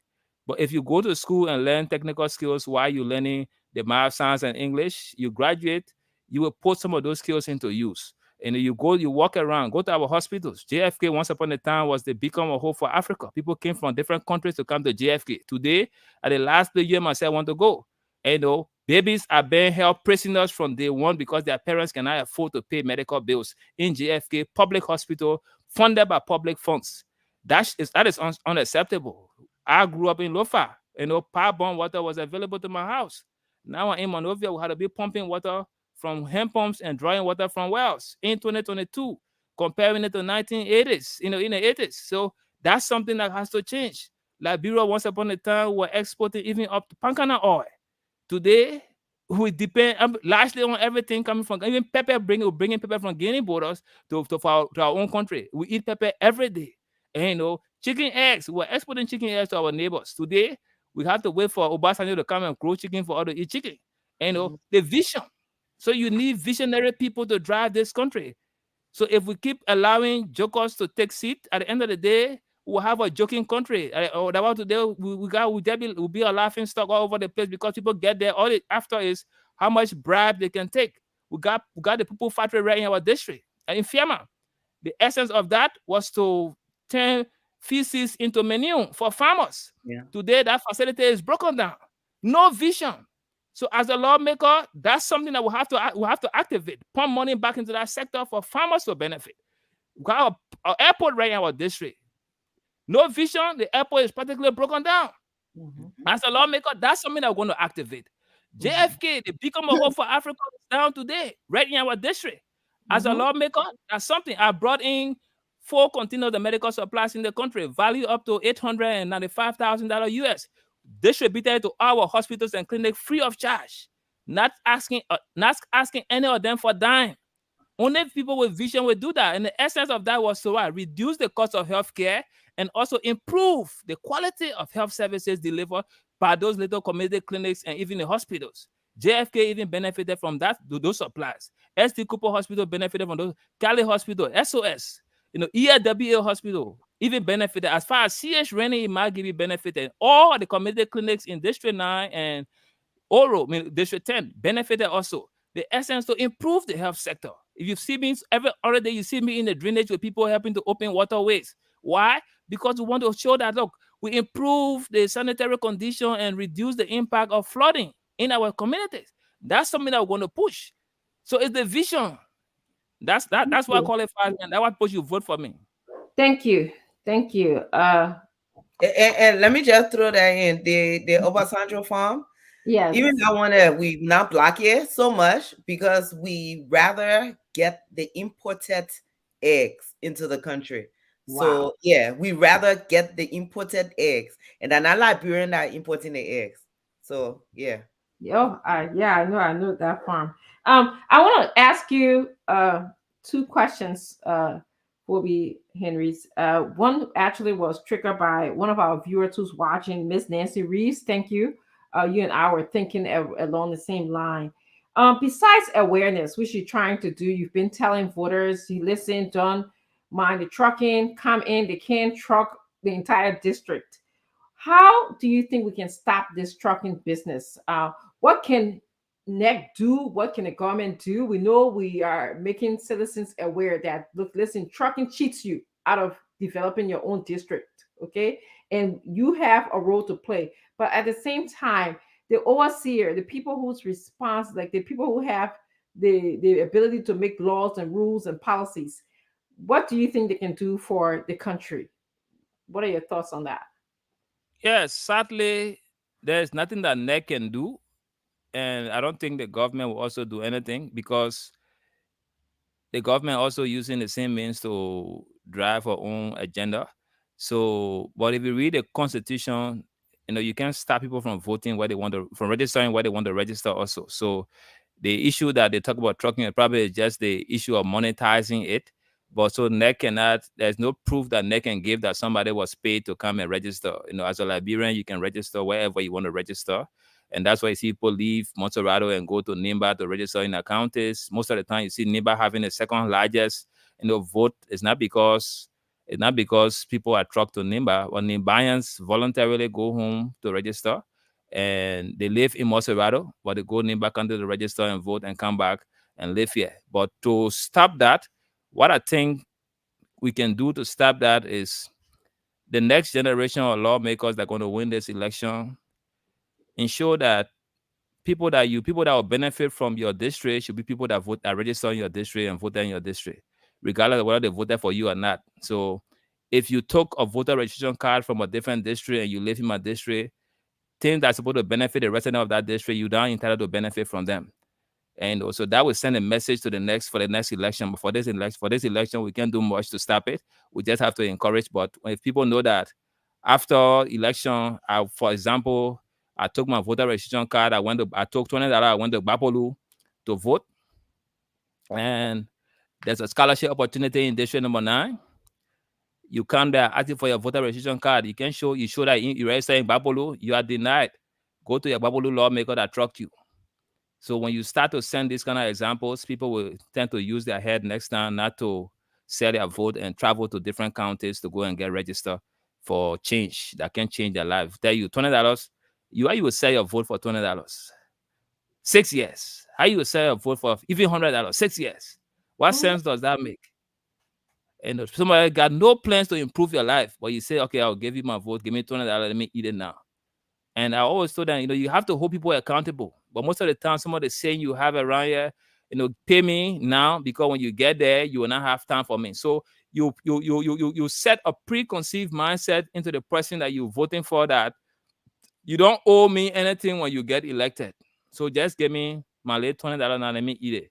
So when you're there for the 6 years, you don't owe me. So if we don't change this mindset, our country is doomed for a longer time. So we just need some visionary leaders to get in to get elected this time, and people to set that example and deny people that went and registered in different districts, deny them opportunity for come in your district once they didn't register in your district. But if you register in the district, regardless of whether you voted for the person or not, you can benefit. But if you didn't register in the district, don't benefit from anything that comes in the district. Okay, I'm still thinking because I, as somebody who's aware of the American system of voting and have watched it, I don't think I can just, it's based on my address. I've been actually placed in a designated district that I have to vote in when it comes to things about resources, school resources, tax increment, and all of these different things. So I'm not sure if in Liberia, if there's a way maybe for the next generation to be able to implement, that you are assigned to a district where your resident is, where you pay taxes, where you stay, that you should be able to at least vote in that district as opposed to bringing people from outside who don't know anything about the district to vote in the district. So something to discuss. Remy Gray, you had something to add to that? I saw you before we go to the phone lines. Oh no, I'm looking at this redistricting and the expansion of certain districts. Matadi, that whole District 8, right? It's a very populated, highly concentrated area. Probably it's one of the second or third largest, sweltering communities in Monrovia in general. But my question to you is, I've seen you with those, drainage cleaning, trying to move some of the sanitary condition of the community. And when Madame Milbrow those were some of her signature areas she used to visit. Commit people to do it. You're doing it on a voluntary basis. Have you been able to galvanize enough support for people to join you? Just have that voluntary spirit. I see a lot of folks sometimes join you, but do you still continue that goodwill gesture, my brother? Oh yeah, it's something that we have never stopped, and that's one of our signature projects in the district. Every rainy season you see us moving in. The support is not as we expect, but we do what we can do with what we have, and we encourage the community. We partner with the communities that we're working. That's how we do it. We don't go because we don't have all the resources to do it big. So we tell the community to partner with us, and because they are the ones affected in the first place, so they have to be part of the process. So our motto is, if it is for us, it has to be by us. If you have to change your community, you have to be part of the process in effecting that change. So we get them to be partners. So young guys from the communities, we tell them to look, come with your shovels, come with your rakes, come with your rain boots, whatever tools you can bring, come there. We also come with whatever tools that we can carry to support. We got a team that will also bring with us to join them to make it work. And we all get in the drainage, open it. We get somebody to also cook, provide something for feeding. And after we finish working, we cook, we will all sit down, we eat together, and we move on. And so that voluntary action have been going on. And I think we've the challenge we have been pushing to the community dwellers is that, look, you guys have to stop and prevent people from also throwing dirt into the waterway. Especially during the dry season, they use the same waterway as dump sites. So when the rain comes and the place is already clogged, the water cannot find its way. The next thing is backups in their homes. So we're saying we have to find a way to stop that. And that's something that we definitely want to push.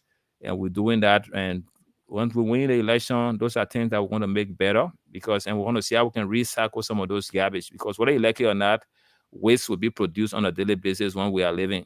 So management of the waste have been a major challenge to government. We have been pushing them, but we're going to see how we can get some small recycling plants. There are people that are also into recycling. How can we support them so that they make it massive, so that they can reduce some of those waste, especially the ones that cannot decay, the plastic waste and bottles and other stuff. If they can be recycled, how can we support those entities that are doing them? So we got a lot of things that we're going to be pushing, and the vision is big to drive them. Okay. And just before you go, this you also have the waste management just within your district, right? Where we used to Yeah, recycle yeah. human Very feces. Have you done any feasibility study to see how much it would cost to revive that system back? Okay, no, for that I have not done so, but we know that it's there. We see them collecting waste. The truck they dump there, and they take it and carry it out time after time. But that's something that we're looking forward to work on. Thank you.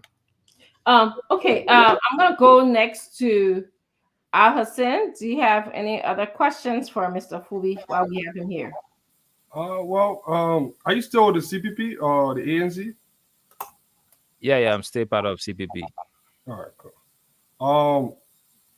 This voter truck, I know you say a lot about it. How concerned are you about that voter truck? Do you think it's going to have any impact on your? Funny guy, Connor Gray asked that question You already. asked that question already. Yeah, that one we come to late to the. Okay. That's okay. We can't hear you. We're not hearing you. You mute your. That was the only question that I have for you. Okay. I was gonna say, Leo tends to speak a lot about this data intersectionality, where one collection of data can be connected to another collection of data, and I'm thinking that my driver's license data in the United States is connected to the voting data as well. So that tells me exactly where I need to vote and the district that I need to vote in. So if I go there and present my ID, which is my driver's license, it sort of tells the people there that Dr. Richardson lives in this district. This is where she needs to participate in terms of elections. But that is not what happens in our country. So I think when we start to put our data connected, have our data connected together, we'll start to see that some of these things that we have with trucking will be relieved a little bit, eliminated a little bit. So I just wanted to add that because What happening is I don't know how they're doing it because normally this thing will be on a server. Some people keep it offline because they don't want it to be hacked. But the problem with Liberia, the name is misleading actually, because there's no way to actually check this thing online to verify it except where it goes to the central database at NEC. So until it is at NEC, nobody will actually know what went on the field because there is no connectivity. It's not like linked to the internet that when you go in, use your fingerprint. That's what I thought the whole biometric thing was. You use your fingerprint, that is a unique thing to you, and then your image come out. Nobody can something. But what they are having right now is just a digital version of what we had before. Yeah.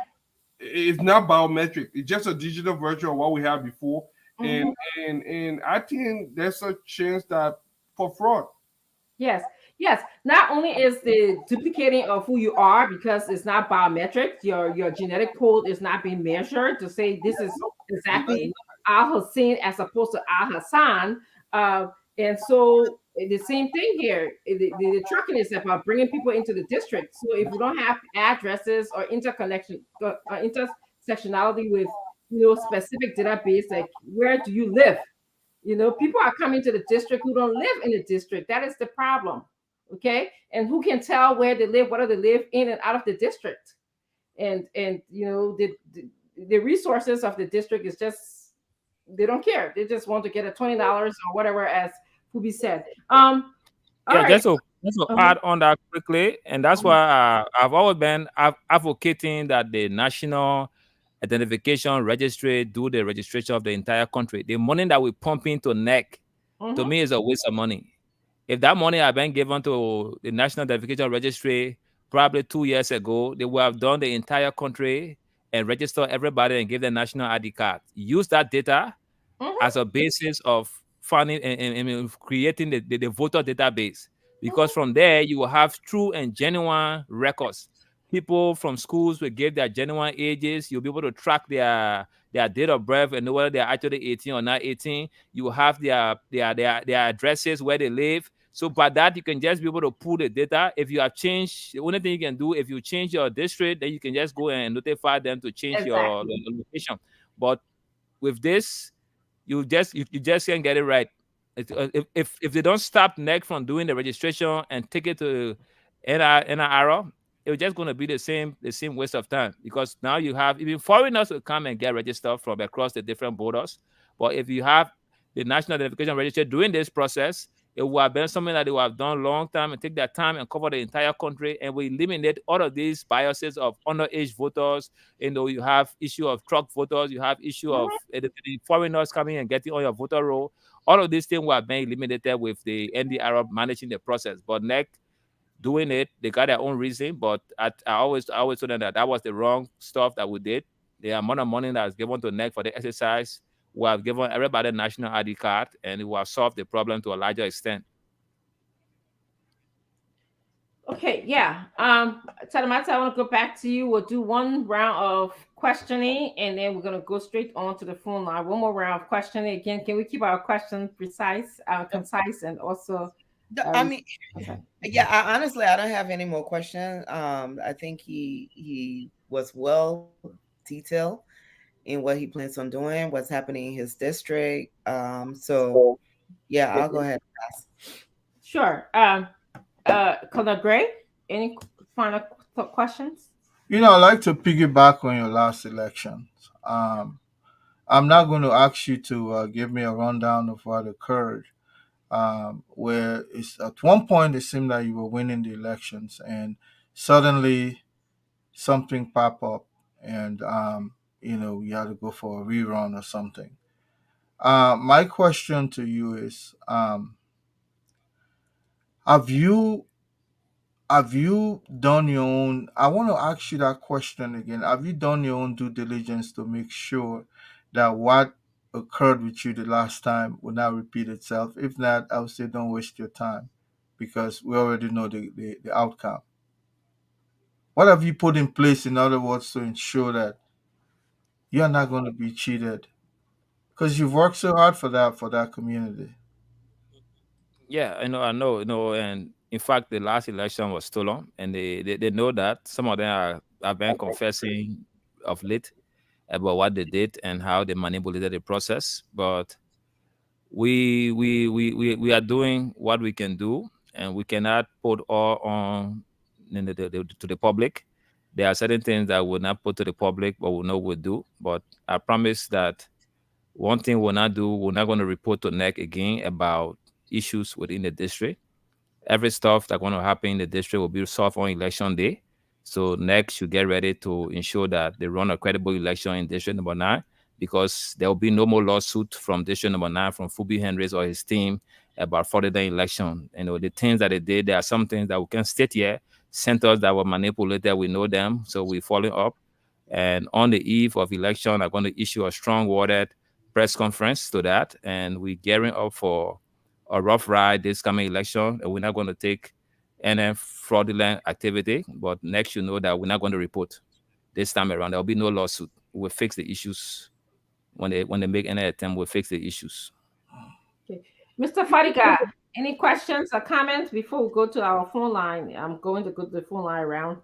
No more question. I think it's just most of it. Sure. Fumi, I have a question for you. So many of our lawmakers are saying that they can't function without the $30,000. They can't continue any project in their district without the $30,000. And some are saying, well, even if I vote against it, my colleagues will get it. And so it's just one man against the rest of the lawmakers. What are your thoughts on this $30,000? Do you think you can improve or bring development to your district without using this $30,000? If you get the $30,000 or they pass it, can you refuse it and say, "Listen, I'm okay"? What are your thoughts about it? I've managed $15 million before, for more than 4 years. So we can deal with the issue of working without getting $30,000, annually to do anything. And I've always told most of the guys that get in the house, they don't even know why they are there. They don't even understand their functions. They don't even understand the collective power that they have to drive this country. They don't even understand the essence of the budget. They don't even understand how the budget has an impact on the lives of the people that they're supposed to serve, and so they decide to serve themselves. And that's why they will tell you to put the $30,000 in their pocket. The $30,000 is complete stealing. And it was good that the senators refused theirs, and the House of Representatives continue with the stealing. And it's a stealing. You don't no lawmaker entitled to any fund outside of their salaries and benefit from the national budget. I don't care whether you say you put it in the budget. Once it's not your salary and benefit, there should be no fund that goes directly to the lawmakers for anything. So that is a broad day stealing in the faces of Liberian people. And I think we are very complacent in Liberia. That's why these things happen. When these things happen, we don't take action. We sit down and talk on the radio for a few days. And at the end of the day, we sweep it under the carpet and nothing else happens. But if we start to harass these people for all of these things that they are doing, you will have the guys doing the right things. And so we can function without the 30,000. And there are a lot of things that you can do that without that 30,000 coming to you. And I've always told the people this: the first thing, you and the different ministers are not enemies. For example, you have the issue of roads problem in your district. Every purchase of gasoline of fuel oil, you spend 25 cents that goes towards the road fund. You're supposed to know how much vehicles or moving vehicles that are in your districts and how much they consume on a daily basis or even a yearly basis. You can easily calculate how much your district is contributing to that road fund. Okay. There are houses and companies that use generator on a daily basis to run their operations because the LEC not relatively stable or problems or so forth. So how much consumption of the petroleum products that are using on a yearly basis? When you know this data, you can calculate the contribution, the 25-cent contribution per gallon that your district is contributing to that road fund. You take a walk in the district with your public work minister before the budget is passed. Last year, we were able to generate, for example, 500,000 for district number 9 from the road fund because of XYZ data. We have Fantita, let's say the old Matari road spur. We have the Matari road, Driver Market road spur. We have the back road to the new Matari road spur.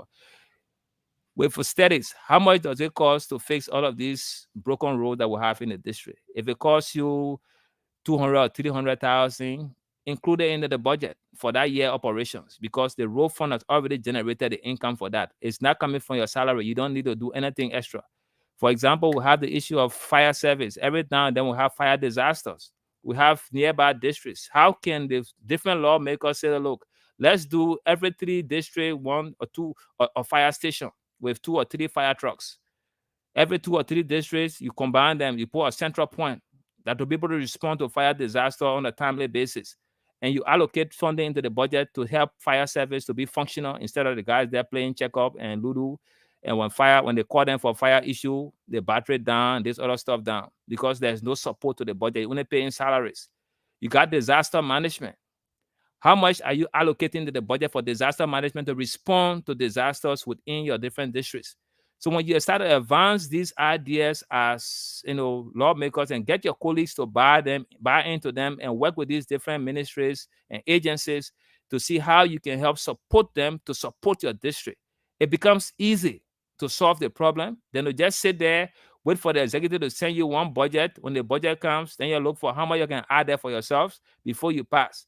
Like example, I told you about the issue of JFK and other public hospitals. Almost everywhere we got different public hospitals. The issue of delivery, pregnant women giving birth and babies being held in captivity for weeks because the parents cannot afford because they're not working. How do you solve that problem through the national budget? Say the entire cost of delivery across the country is 5 million. Can you say that we cannot put 5 million in the budget and say, look, this 5 million is just to take care of delivery costs for every Liberian that will go to any public hospital to give birth? That you have free delivery and you have to walk outside, you can't pay a dime and nobody will hold you hostage. These are the kind of thinking that we need to be driving. But because they don't understand why they're in there, they don't understand why they are lawmakers, and they go there for profit making. That's why they are buying the votes. That's why they're paying. So these things will not come forth. So there will be nothing that you'll see coming forth. So they think that about collecting 30,000 and people knocking on their doors, when people go and knock on your door, then you say the beggars. And these are the kind of stuff they push to them. because you think that everybody should bow down to you. Hey, honorable, I need this. Hey, honorable, please help me. Honorable, this. But if you are working with these different agencies and ministries and they're doing their work effectively and you're using your oversight, you solve that problem, you reduce the traffic that coming to you, and people will be able to benefit without being partisans. People will be able to benefit without knocking on your doors. So these are some of the things that we've been pushing. And you follow our different advocacy, we don't just talk. We take it to those steps because we know that when these things are passed, it affects everybody nationwide. They say when a doctor makes mistake, you might kill a patient. When a driver makes mistakes, you might kill probably 2 or 3 passengers. But when a politician makes mistake, it affects millions of people. And these are gross, direct and intentional acts that they do, and they're affecting the whole country. And sadly, we all sit down and keep quiet, and we just talking for a few days. So we are more like enablers to their bad governance. So it's time that those like-minded people should start voting for people with vision. If we don't do that, we're doomed for a long time. Thank you. Thank you. If you are just joining us, you are listening to Phoebe Henry's. He's running to be representative. That's in district. What is district in Phoebe? District 9, Motorado. This District 9. He's running to be representative in District 9. Share the show. If you have not done that, call a friend if you have not done that already. We're going to go to the phone lines already. If none of you guys have any further questions or comments, we are going to go to our phone lines, and you can join the conversation. We started off talking about the president's arrival into the country. We talked a little bit about Lone Star, unfortunately and sadly losing today. And we're now talking about trucking and how it doesn't help your district if you are involved in trucking or know anyone who's involved in trucking. Say no to trucking. So, Yekesi, can we please go on to the phone lines? Okay. Yeah, so the numbers are 0777 1075, 0777 1075, 0555 101075, 0555 101075. Let's talk to this first person. Good evening. Good evening. Your name and where you join us from? Thank you. This is Evangelist Otis Call. Let's hear you. Do join you from GSA Road this evening. Okay, let's hear you. Honorable Phoebe, how you doing? Good morning, man. Okay. You know, I've been following you from Radio Monrovia when you and your men do, and we're always on the show. And really do appreciate your level of understanding, your analysis. As a young man, I see how you are so submerged into this national passion that you continue to speak out. And most importantly, your consistency, I think, is something that is admirable. And I hope that, even though I don't know detail about you, but from the time I have been following you, I've seen a lot of consistencies. And I do appreciate it, and I hope the young people will listen to some of those, realistic, analysis that you fast tracking, and the government will also take, the opportunity to listen to some of these things and apply it, so that all Liberians can benefit. So I appreciate you. Thank you so much, and God bless you. Thank you for calling. Let's talk to this other person. Good evening. Good evening. Your name and where you join us from? Thank you. My name is Alfred Denesto, and I speak to you from Electoral District number 2. Let's hear you, Alfred. Let me begin by appreciating your studio guest. I listened to the explanation on the radio. I think it's very clear. But I just want to speak a little bit on the issue of voter tracking. And I think he spoke a little bit when he said any Liberian can move anywhere to go register and vote. No. According to the electoral regulation on NEC website, Article 6.32, Article 3.2 rather, it says that all persons must register and vote to the center established by NEC for the place where he or she ordinarily resides. So my point is, if you reside in District 9, for example, if you reside in District 9, you cannot move from a specific community in District 9 to go in another district, at least to talk about another county. Okay, let me just give another example. I live in District 2 Peace Island Community, Jacobtown. And there's a center in Peace Island Community, Jacobtown. That center is established for the community surrounding this place. I cannot even leave from here and say I'm going Catholic Temple, which is somewhere around the Jacobtown football field, to say I'm going to register. It is wrong under the electoral law. So those that even leave from here and go to another county, it is wrong. Because the electoral law, you are violating that. I just want to make that correction. Thank you so much. Thank you. Good evening. Hello. Okay, let's talk to this other person. Good evening. Good evening. Your name and where you join us from? Yeah, this is Mohammed Gitawe, one of the people defending are conducting executive marshal to the District 14. Let's hear you. How are you, honorable journalist? Let's hear you. Let's hear you. Yeah, let me really commend you people for the topic. You know, but for me, voter talking, now what really I want to discuss. We, the voter in the rural community, we are saying that they represent, people are going to represent all they are corrupt. You see it? If you allow for the people to corrupt you too, taking you from one point to another point, it's not very good. I mean, it's not good for our country. Seriously. If you want to vote as a Liberia citizen, vote in your district. Don't go to another person in the district to make bad decision in that district. So for me, I would really want for the government to put law into place and for it kind of thing to stop in the country. Thank you. Thank you. Let's talk to this other person. Good evening. Hello, your name and where you join us from? My name is Slavani Keita. I'm calling from district number 9 to be precise. Okay, let's hear you. Yes, my advice to Fumi Heron, he is my big brother, but I want to say a lot to him that AM for Fanan for part of district number 10. But for this time of registration, they are being district number 9. So if you're sending people to the police center home for total 10, you should be aware that AM for Fanan is in English High School is in district number 9. Okay. So thank you. Thanks for calling. Let's talk to this other person. Hello, your name and where you join us from?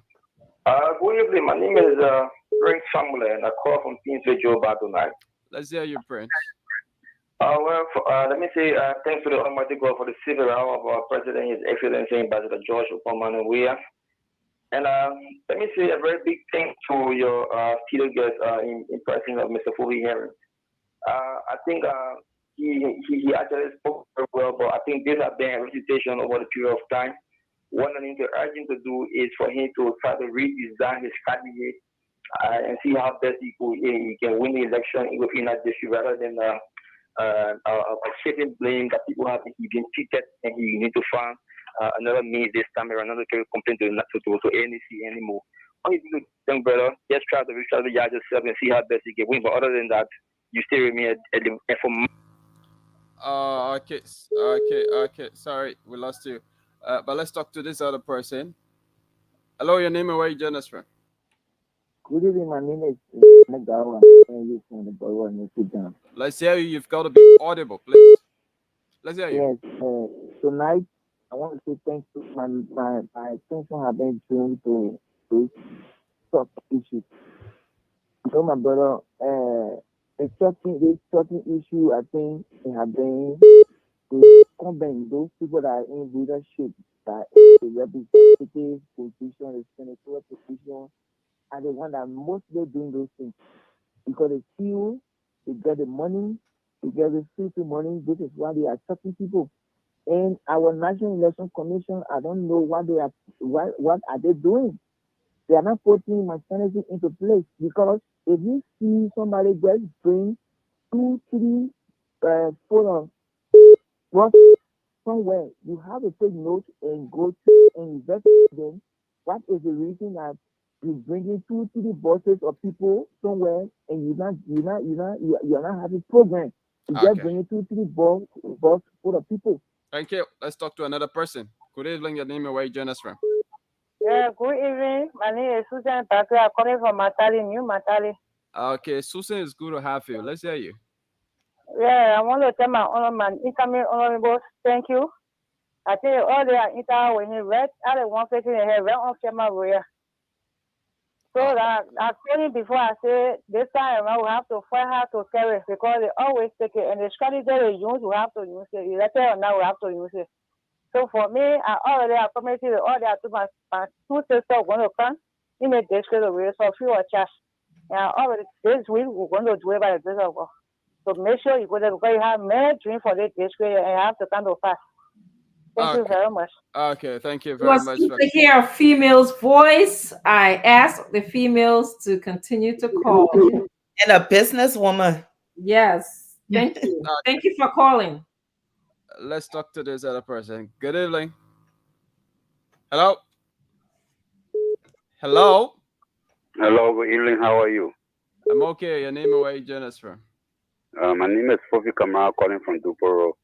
Okay, let's hear you, Kamara. Yeah, thank you for the topic on our discussion.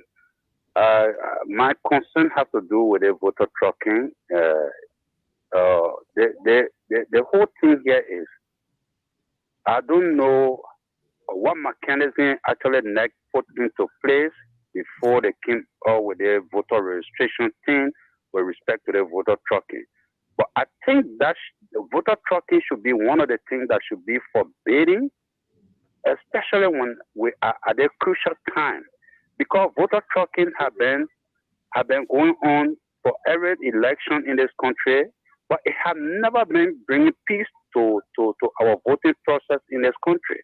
So I don't know what NEC is really doing to put stop to the voter tracking now so that it can be a continual process to affect our electoral process. That's all my concern. Thank you this evening. Thank you. Hello, your name and where you join us from? Your line is breaking up. Your line is bad. You want to shift a little bit. Hello? Okay, please call us back. Please, your line is terrible. Let's talk to this other person. Good evening. Yeah, how you doing? Your name and where you join Well, us my from? name is Eddie P. from Chicago Factory, member of the Respondent Defense Team. Okay. I think the first of all, to establish concerning on the voting, is that a crime for me to go register in District 10? I'm a citizen. You think I would like for somebody to be abusing the president? Then I should not go District 10 to go register. That is a crime. That is not a crime. That cannot stop anybody from registering. And our ADP will go register District 10 because we need for District 10 to make the right decision. We will not let for somebody always trying to be abusing the president. You can't make no good decision in the world there. No. So this district is not able to take that decision. We will go there. The only reason I want to go to Fogo district, but the only reason maybe I will not go there because I want to go register in district and nobody can stop ADP or the national responsibility to go register in district there. Thank you. Fear in life. Thank you. Let's talk to another person who only allow that here. Sorry, you can see just a quick announcement. All of those who are in the diaspora that are waiting to call, I've been getting a few texts. They can't wait to call. We'll be announcing the number shortly. We're going to take 3 or 4 more calls from our Liberian callers, and then we'll go on to our diaspora callers. Thank you for joining us. You're watching Spoon. Share the show if you have not done so already. Thank you for always being a dedicated viewer and listener. Okay, let's go back to the line. Good evening. Yeah. Good evening. Your name and where you join us from? The Spoon panel is and my mother have already reduced. My name is Matthew Ma'am. I call it from Balance River, Maryland Central Community. Let's hear you. Okay. All the voter tracking or small containers, and we don't want for us to be that because even if somebody can take you from here and carry you to a Bonnie country, the person carry you and the person will win. And the election go to a second round, and that person will ever carry you. But how will you make a good decision for the country? So small we condemn it. We don't want to do it. And lastly, what president we also have to go on the party ground and party with the national team. It's a bad luck for all. We never see the football history. You don't play for the team. You go practice with the team. So small we ready condemn it. The defeat that we received today, we fair by about it. And that president we have was because your lives on the party with the national team. Thank you. That's what bless you, event. And my former CEO, that's what bless the former CEO. Thank you. Thank you very much. Let's talk to this person. Good evening. Hello. Hello. Your name? I don't know. Your line is bad, but let's hear you. Can you hear me now? Much better. Okay. This is Mr. Kamu calling from Johnsonville. Oh, okay, let's hear you quickly.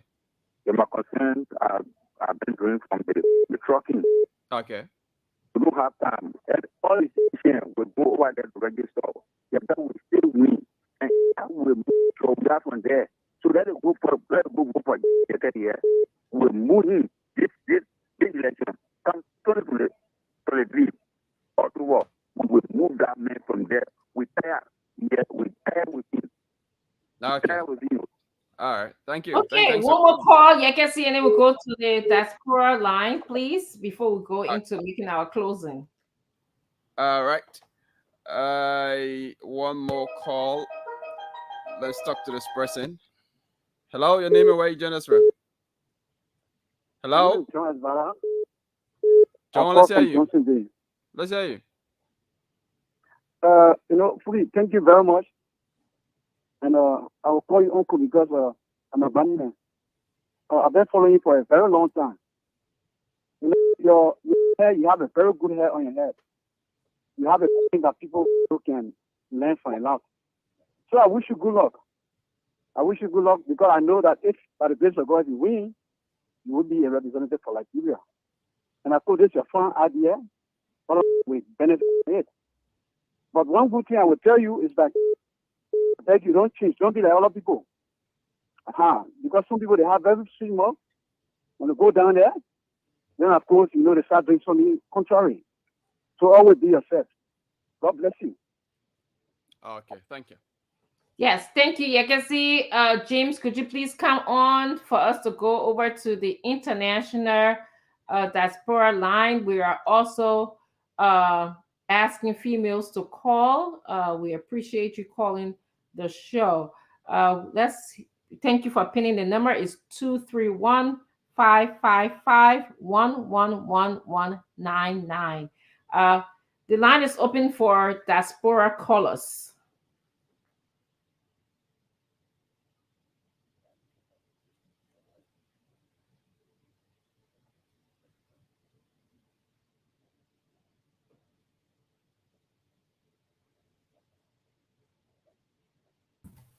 So the number is there. If you want to call and be a part, you can call the number you see on the screen. And then we will bring you in. Let me get this caller.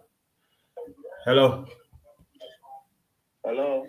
Your name and where you calling from? Well, my name is Lloyd Washington, and I'm calling from Madrid, from Spain. All right. Listen, go ahead. Relating to this tracking, people putting people in trucks going from place to place, the only way this thing can stop is, first of all, the Liberian people need to work on identification. Make sure that everybody from whatever district has a national ID card. I am from St. Paul Bridge, LMC compound, Bourgeois Island. That district is District 17. I don't know, 17 or 16. I should register in my district. But when I go to register, I should have an ID card to prove that I am from this district. All right. So there's no way I can leave my district to go to another district to go register. I'm from St. Paul Bridge. My district is with my ID card identification only with my address. All right, thank you. So before I register, I should go with national ID card, and then before I'm allowed to get a voter registration card. All right. Let me get this caller. Hello. Hello. Hello. Hello. Hello, how you doing? Yeah, go ahead. Your name and where you calling from? My name is Tia Jackson, calling from Baltimore, Maryland. Go ahead. Okay, today I just want to thank all the panelists up there. I want to say thank you. I appreciate all of you. Mr. Henrys, thank you as well for coming up and giving us some good information. Every one of you, thank you. Dr. Richardson is doing very well, and we'll say thank you as well. But my thing here is that the sitting government over there making all kinds of strategy to get themselves for people to re-elect them, for them to go back and win the election. But the oppositions are sleeping. What can we do to get the opposition to step up their games. Like the people that are in position, in power doing right now. We're complaining about them, we're mad about them, we're doing everything, but they are trying their way to get back in power. What are the opposition doing? 6 months to election, no vice president, nothing. All right. Okay, that's all I wanted to say. Thank you.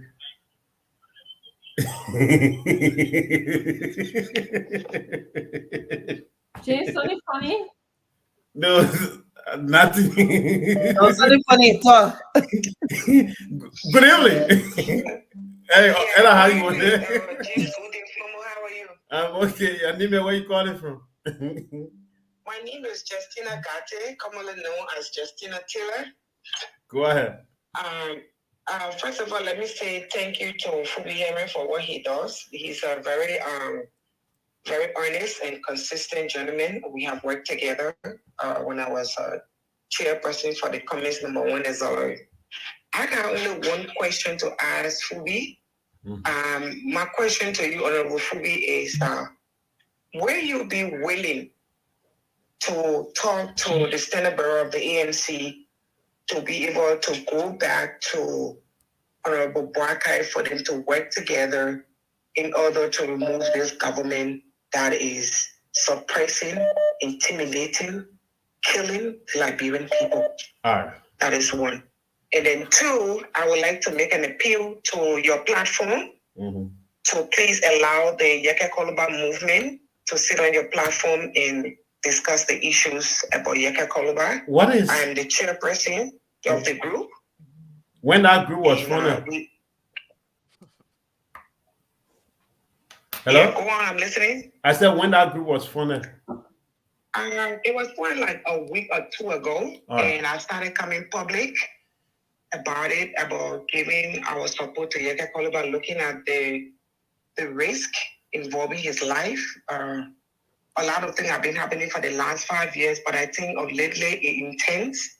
His life is at risk more than ever before. And looking at the way the ruling party is pulling out people from everywhere to go to district number 10 to vote. And we thought it wise to also come together to talk to our people to see how best we can educate our people as reasons for why they should to go to district number 10 and vote and register for Yeke Koluba. All right, thank you. Let me get this.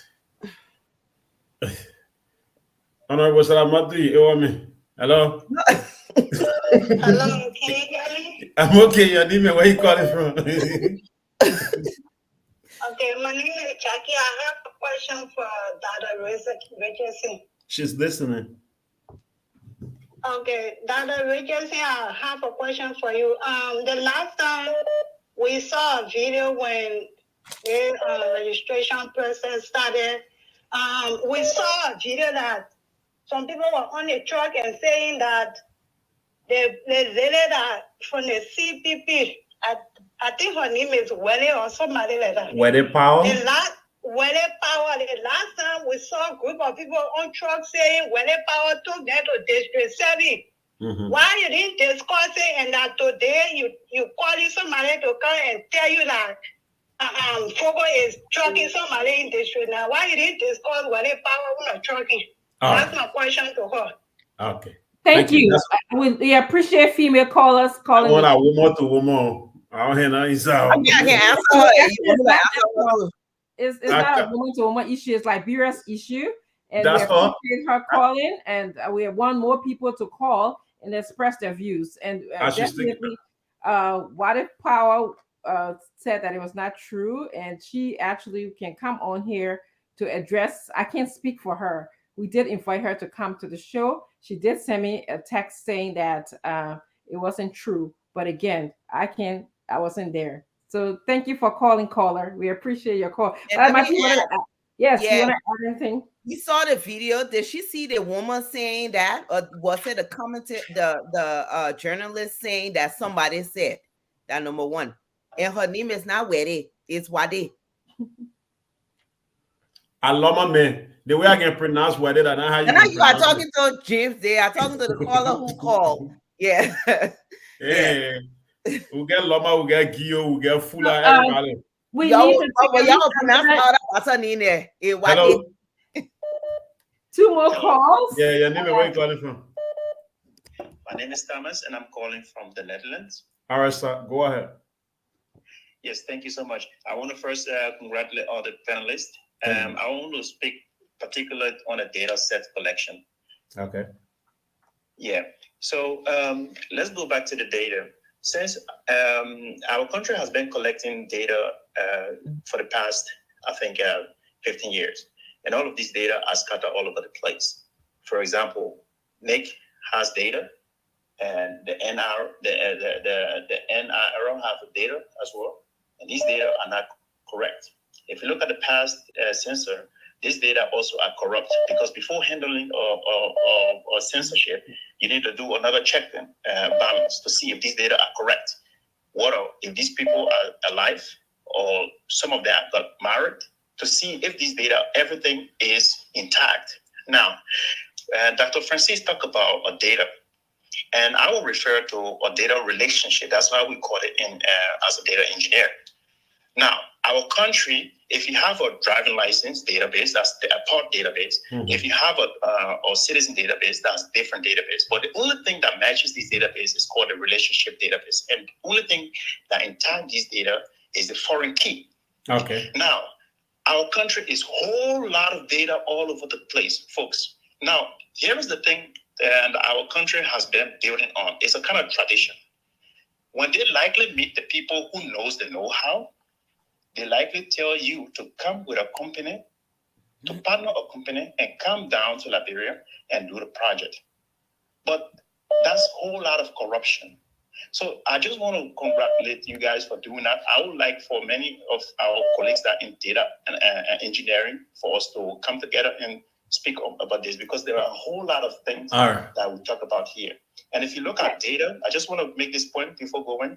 Database and database application, that's two different things. All right, thank you. So I hear you guys talking about a lot of database.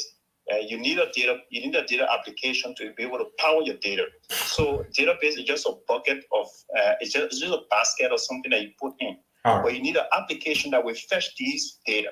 And this is what we call the data, the ERP, which is Enterprise Resource Planning Systems for e-governance. And we stretch out all over the area, which is B2B, B2C, C2B, all of these patterns. And then we run a genetic algorithm on these things to see if these data are really matches what they give to us. Okay, now, sir. What do we do? Let me give this last point out go. Mm-hmm. In 2015, I started running a data, and that data is to build a citizen database. The reason for that is to build an algorithm on this data to see how many children are in school, how many single mother are catering to children that are not in school. And that will give a whole lot of information on where to tackle our money, how to spend money. All right. Mm-hmm. So I want to congratulate you guys and thank you for the show. All right. Thank you. Thank okay, you folks. very much. That's all. We return to the panelists. Thank you for, working the phones. I'm going to go to Mr. Henry to just give us his closing thoughts in 2 minutes. Of course, I know it's going closer to 6:30. Mr. Facon is not here today to tease me about it. But so we'll have you say your closing thoughts, and then we're going to go on to our panelists to close the show for us. So go ahead, Mr. Henry, and thank you for joining us today. Yeah, so thanks for the opportunity to come and speak to the people of Liberia, and thanks to the callers for their different views.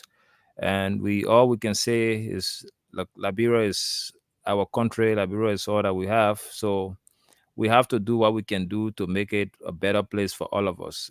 We will not, change the country with the guns this time. We'll not change the country by chunking rocks, but we have to vote. And we want to encourage everybody, when you out there, do not refuse to be part of the voter registration process, because you will be enabling the wrong people to get in office. And when you don't vote, you lost the right to complain about the future wrong governance. So go and get registered. It's an honest appeal. Wherever you are, regardless of where you are, go find a way and secure your voter registration card before the process ends, so that you can be a bona fide decision maker. Your children now they are now at voting ages, depending on you for that decision. So don't drop the ball, because you'll be dropping their hopes and aspiration for a better country. A lot of things are going wrong, and the only way you can fix it, you gotta vote. There are two things that affect us that we don't have much control over. That's God and our government. The difference between God and government, we cannot change God, whether we like it or not. We can change government. And the opportunity to make that happen comes every 6 years for the presidency and the representative seats, and 9 years for the senatorial seats. So now you have an opportunity to correct some of the wrong things that have happened. Go and do that. Let's make it work. That's how you do it. Don't sit back. Don't get frustrated. You voted wrongly before. It's on you. It's not on God. And that one of the things that God cannot answer when you vote wrongly. Read the Bible. Those of you that know the Bible well, Bible scholars, read the Bible. When you vote wrongly, no amount or nothing oil will change your story. No amount of sowing seed will change your story. Vote and vote right. You need to vote for people with vision. Proverbs 29:18. Lack of vision, the nation perish. Happy is he that keepeth the law. You need to vote for people with vision. You read 1 Samuel 8:18.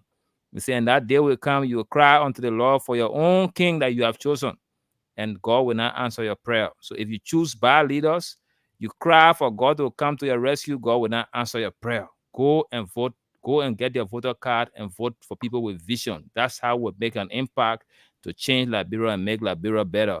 And to Justina's question about Mr. Cummings going to JMB, we have always made the appeal for the opposition to stay united, and we can't do much about that from where we stand. We have made the appeal, and it's up to the two leaders to reach out to each other. JMB should reach out to Cummings if he wants Cummings to be a vice president. Yeah, what Cummings will say. That's the two of them cup of tea now, because we can't do anything about that from our respective points. So if they have not sorted that out, I can't say much about that. And the CPP still exists, and we didn't leave the CPP. And so Cummings have always been the CPP to keep it. People advise Unity Party, people advise ALP to leave, and we see some of the motive for which they were pushing for the split, which was wrong. We think that our united opposition is the best way. I've always said that. I posted on my Facebook page before that we need the unity, but they have reached to a point that I don't have control. So it's the two big chiefs that can manage that from that level. If they decide to work together, fair enough. If they don't, we just have to go to the process and vote our independent choices and make the decision that we want to make. That's our own calling. We can't do much about that, but it's up to the electorates to decide who they want to lead them. Like I said, lack of vision, the nation perish. So vote for people based on the vision, the kind of Liberia you want to see. And the one guy, Raphael Wardnock, said, a vote is a kind of prayer about the kind of nation or the kind of world that you want. So what kind of war you want will be how you will vote. If you want an upside down country, it will tell from your vote. If you want a decent country, it will tell from your vote. So we wish everybody well. Let's do what we can do. And people of District Number 9, go and get registered. And if they pay you to register, take the money. That's some of your taxes they bring into you, but make sure you vote against them. Thank you. Thank you, Fubi Henry. It's been such an honor having you. You're no stranger to Spoon Talk. Please come back again. I really love your analogy between government and God. I like that. I'm gonna steal that from you. Thank you so much for being here. When I'm in Monrovia, I hope that we get to meet up again at Sam Roberts barbecue shop, right? I think that's where we saw each other. Yes, Sam barbecue. Yes. You're saying your own campaign contribution. Okay, good. Salamatu, let's go to you to close in, to make your closing thoughts. There was a series of conversations we had here tonight, discussions on different topics. Your turn. Once again, thank you so much. It's always enlightening to see a young person talk about the future for Liberia. I try to remind people that when we start voting for people, we got to also think about how we can hold people accountable for a lot of the promises that they're making. We can't just sit back and say, oh, he said or she said they were going to do something and then they didn't do it. We have the power to hold people accountable. But thank you so much for providing the vision. Two, so listening to some of the callers, that mentioned AB, Mr. Cummings, going to go talk to JMB for VP slot. Number one, Mr. Cummings did not leave the CPP. I don't understand why people are not understanding it, or people just feel to not want to understand it. But Liberian people need to stop being so gullible and pay attention to what people are saying. And we need to try to start using our critical thinking skills. You had a collaborating party. The goal was to unite all of the opposition. You had it going. It broke up. It didn't break up because of Mr. Cummings. Like Mr. Henry said, at this point, we're just sitting back, waiting for the two big brother there to decide what they want to do. In the meantime, we will all go and support our prospective candidates.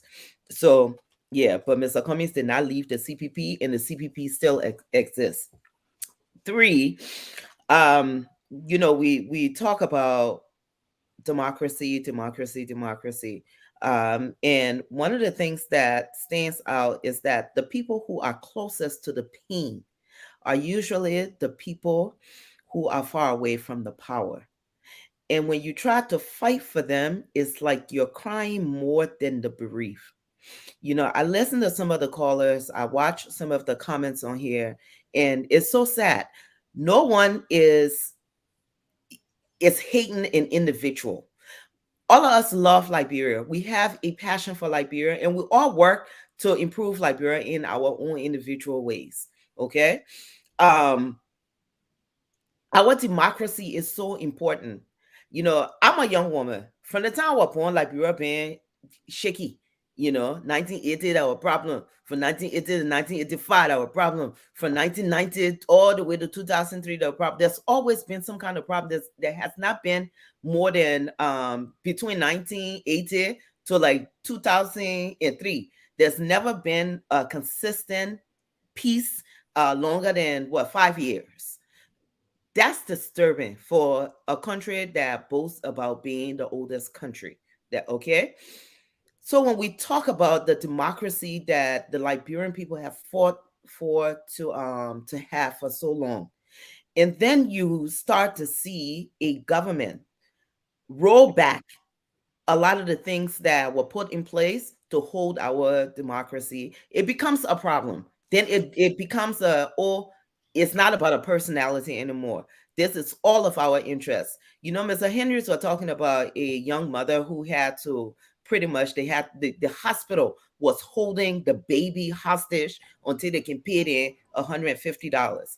I don't know USD. I don't know if anybody heard about the young lady who went to visit Liberia a couple of years ago. I think from Spelman. Here, Liberian girl went to go visit Liberia, having a good time. Went to the emergency room. Apparently, the young people did not have cash on them, and the emergency room at JFK they wouldn't admit her for $5. The young lady ended up dying. These are little problems that we can honestly fix in Liberia, but right now it's like we're fighting the government that's supposed to be trying to fix some of these problems. We're fighting them for minimal things. There's the stealing, there's the accusation of killing. They're not talking to us, they're not providing any kind of information on what they're doing. A lot of our international partners are very frustrated, and yet it just seems like we're rolling back on democracy. And it's scary. And we will sit down and get to a place where we're not able to fight for ourselves. We'll find ourselves maybe where we was in 1990 something. Then we'll go right back to the same international community crying and say, oh, why can't somebody come and help us? This is how you see democracy feel. People peeling back a little. We're rolling back. The threats that's on our country is not a natural disaster. It's man-made. That men who are doing this to us. So when you go into the polls, you have to be thinking about, within the next 10 years? Am I able to hold whoever I'm putting in power? Am I able to hold them accountable when they get out of office? What has this person done in the leadership field? Has this person managed anything before? It doesn't necessarily have to be specific to Liberia when you say leadership or you say management. By the time you say somebody in leadership, the first thing was start thinking, oh, they're serving government. You don't have to serve in government to have leadership skills. And we're starting to see that. We're starting to see that from both sides. So Liberian people, you know, we talk.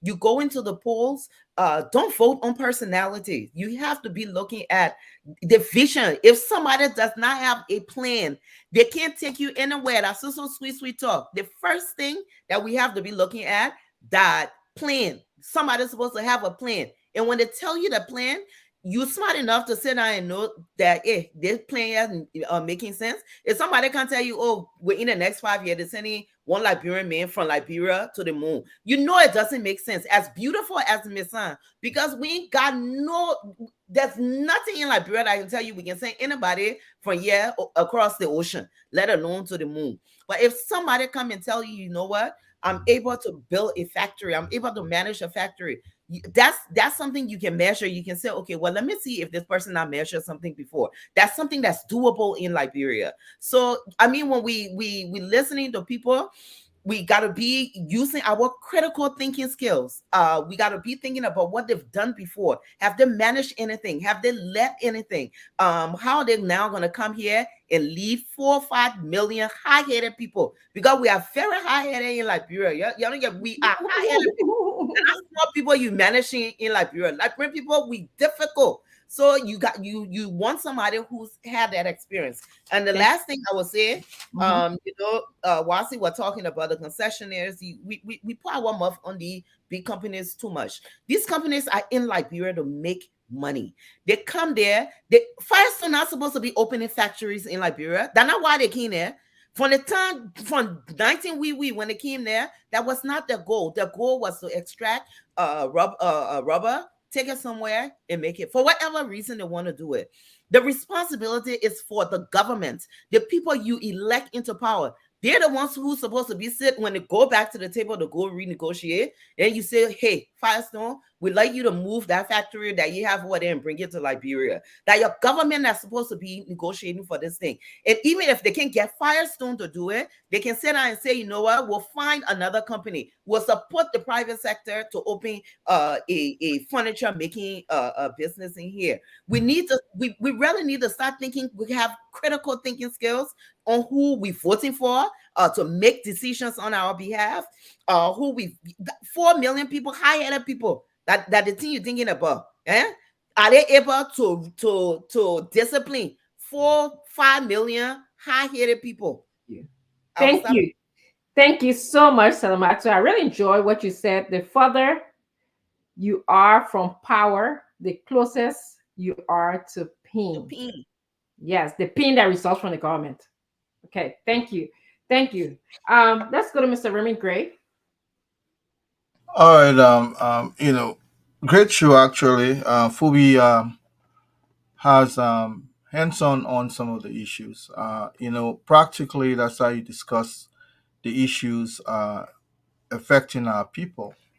Most of the time, we've politicized everything, everything. Even people look at us here, they've drawn a demographic that, oh, these are all ANC people.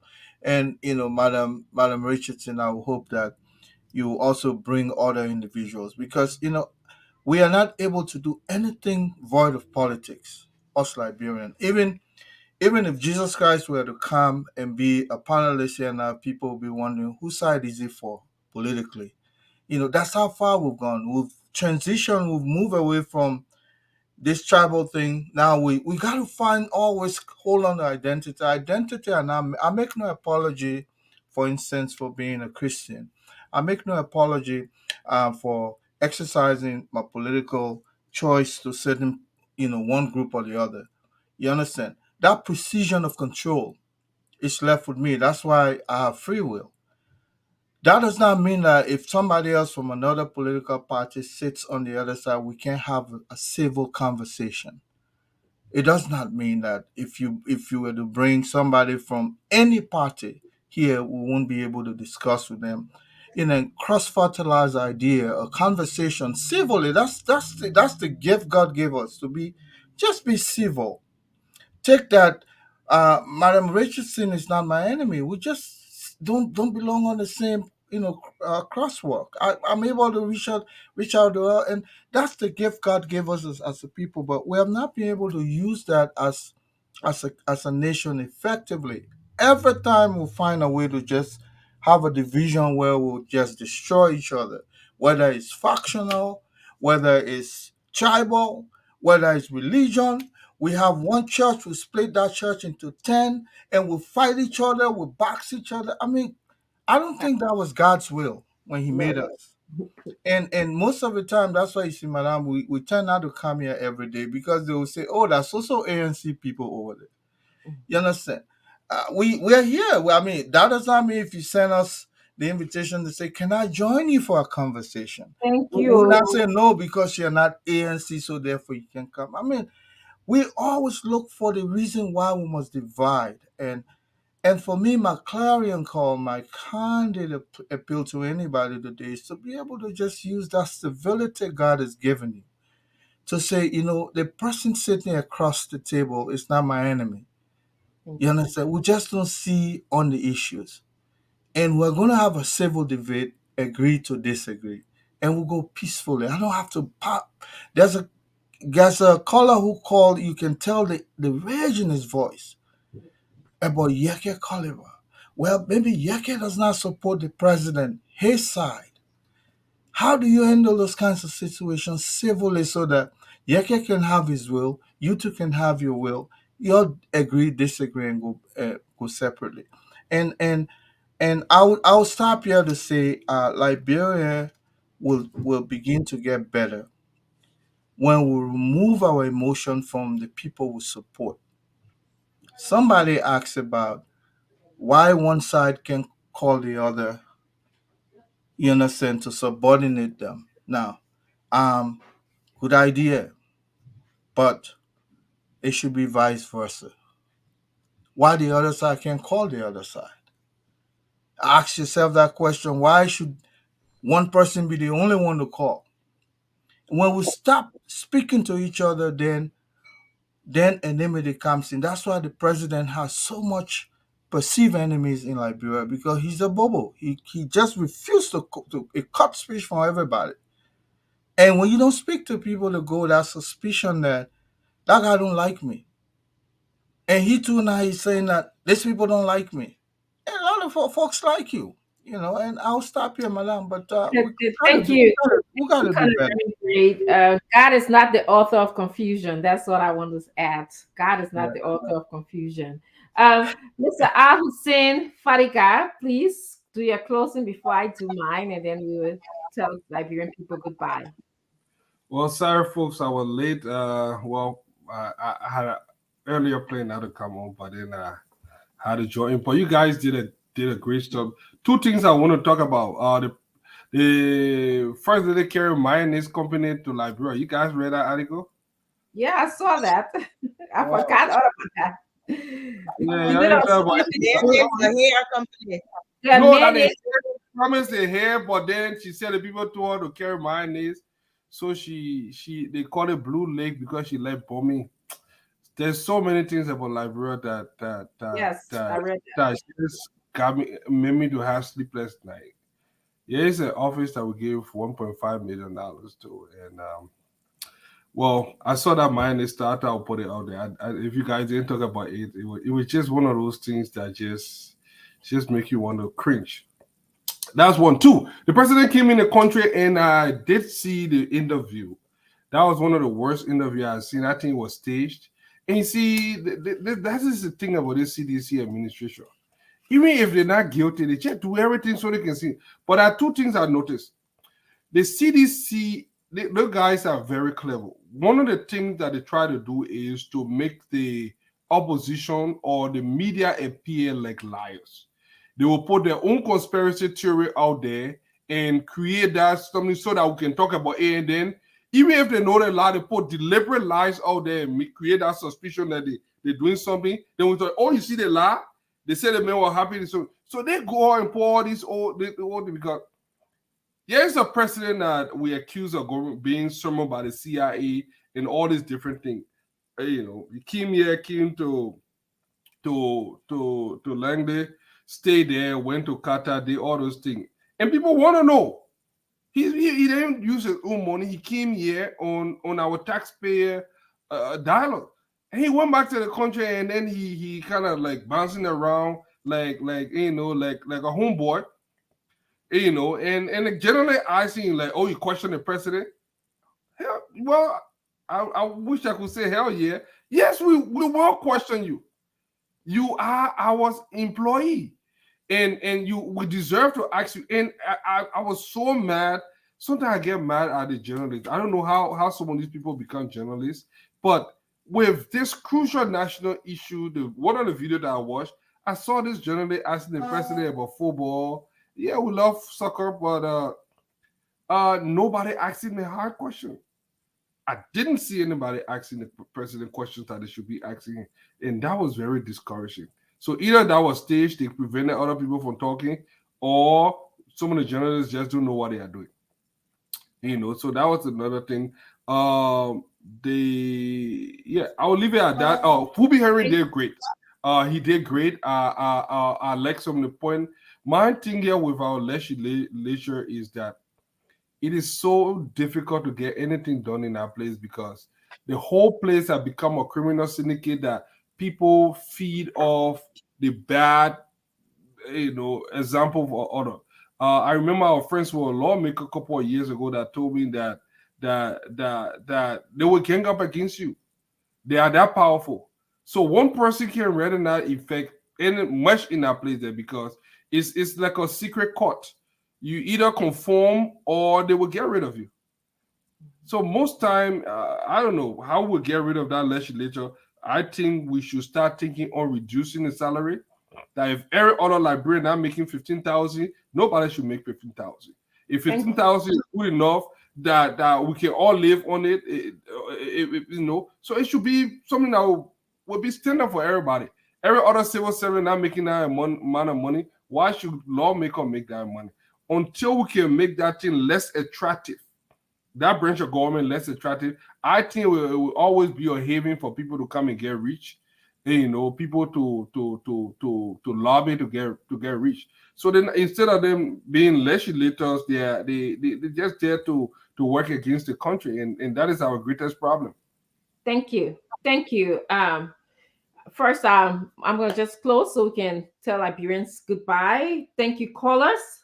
Thank you, audience. Thank you, listeners. Those of you who are listening by radio, we appreciate you taking out your time to be here.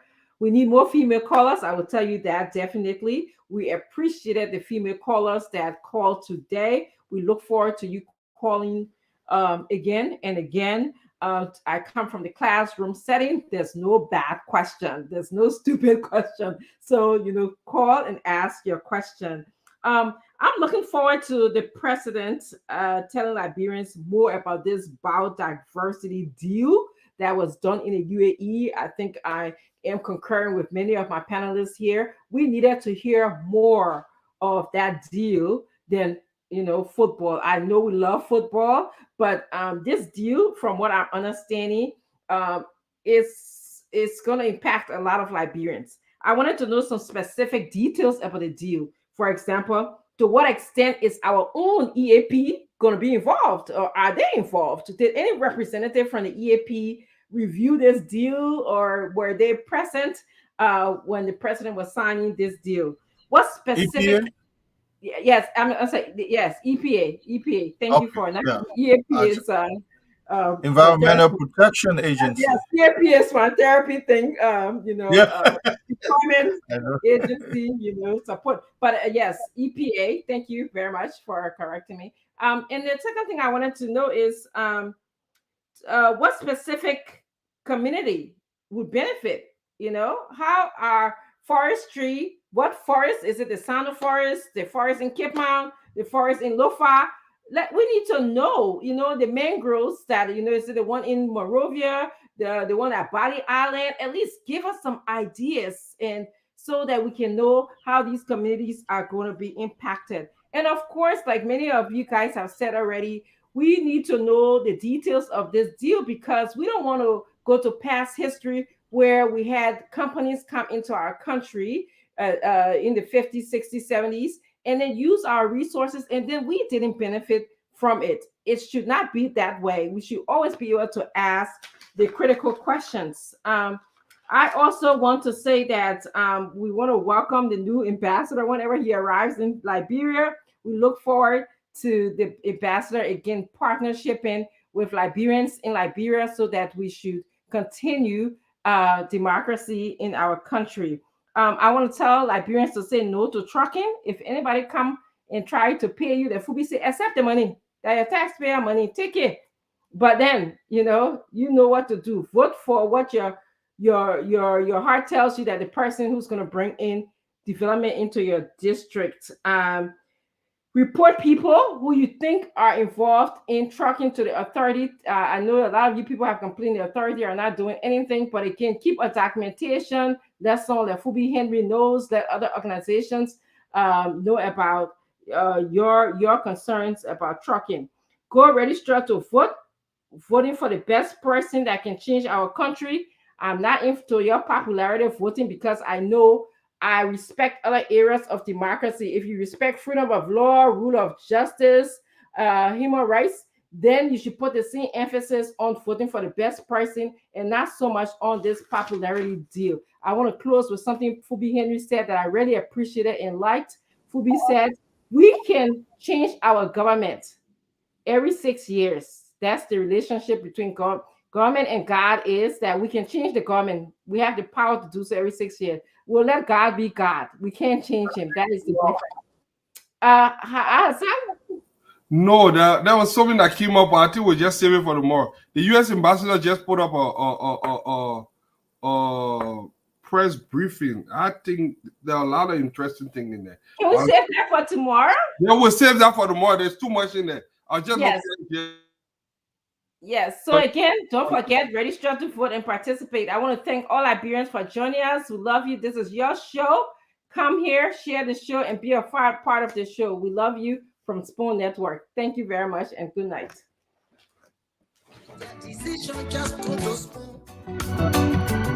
You want to know what happened in the ministry to Spoon? Okay, so folks, that's it.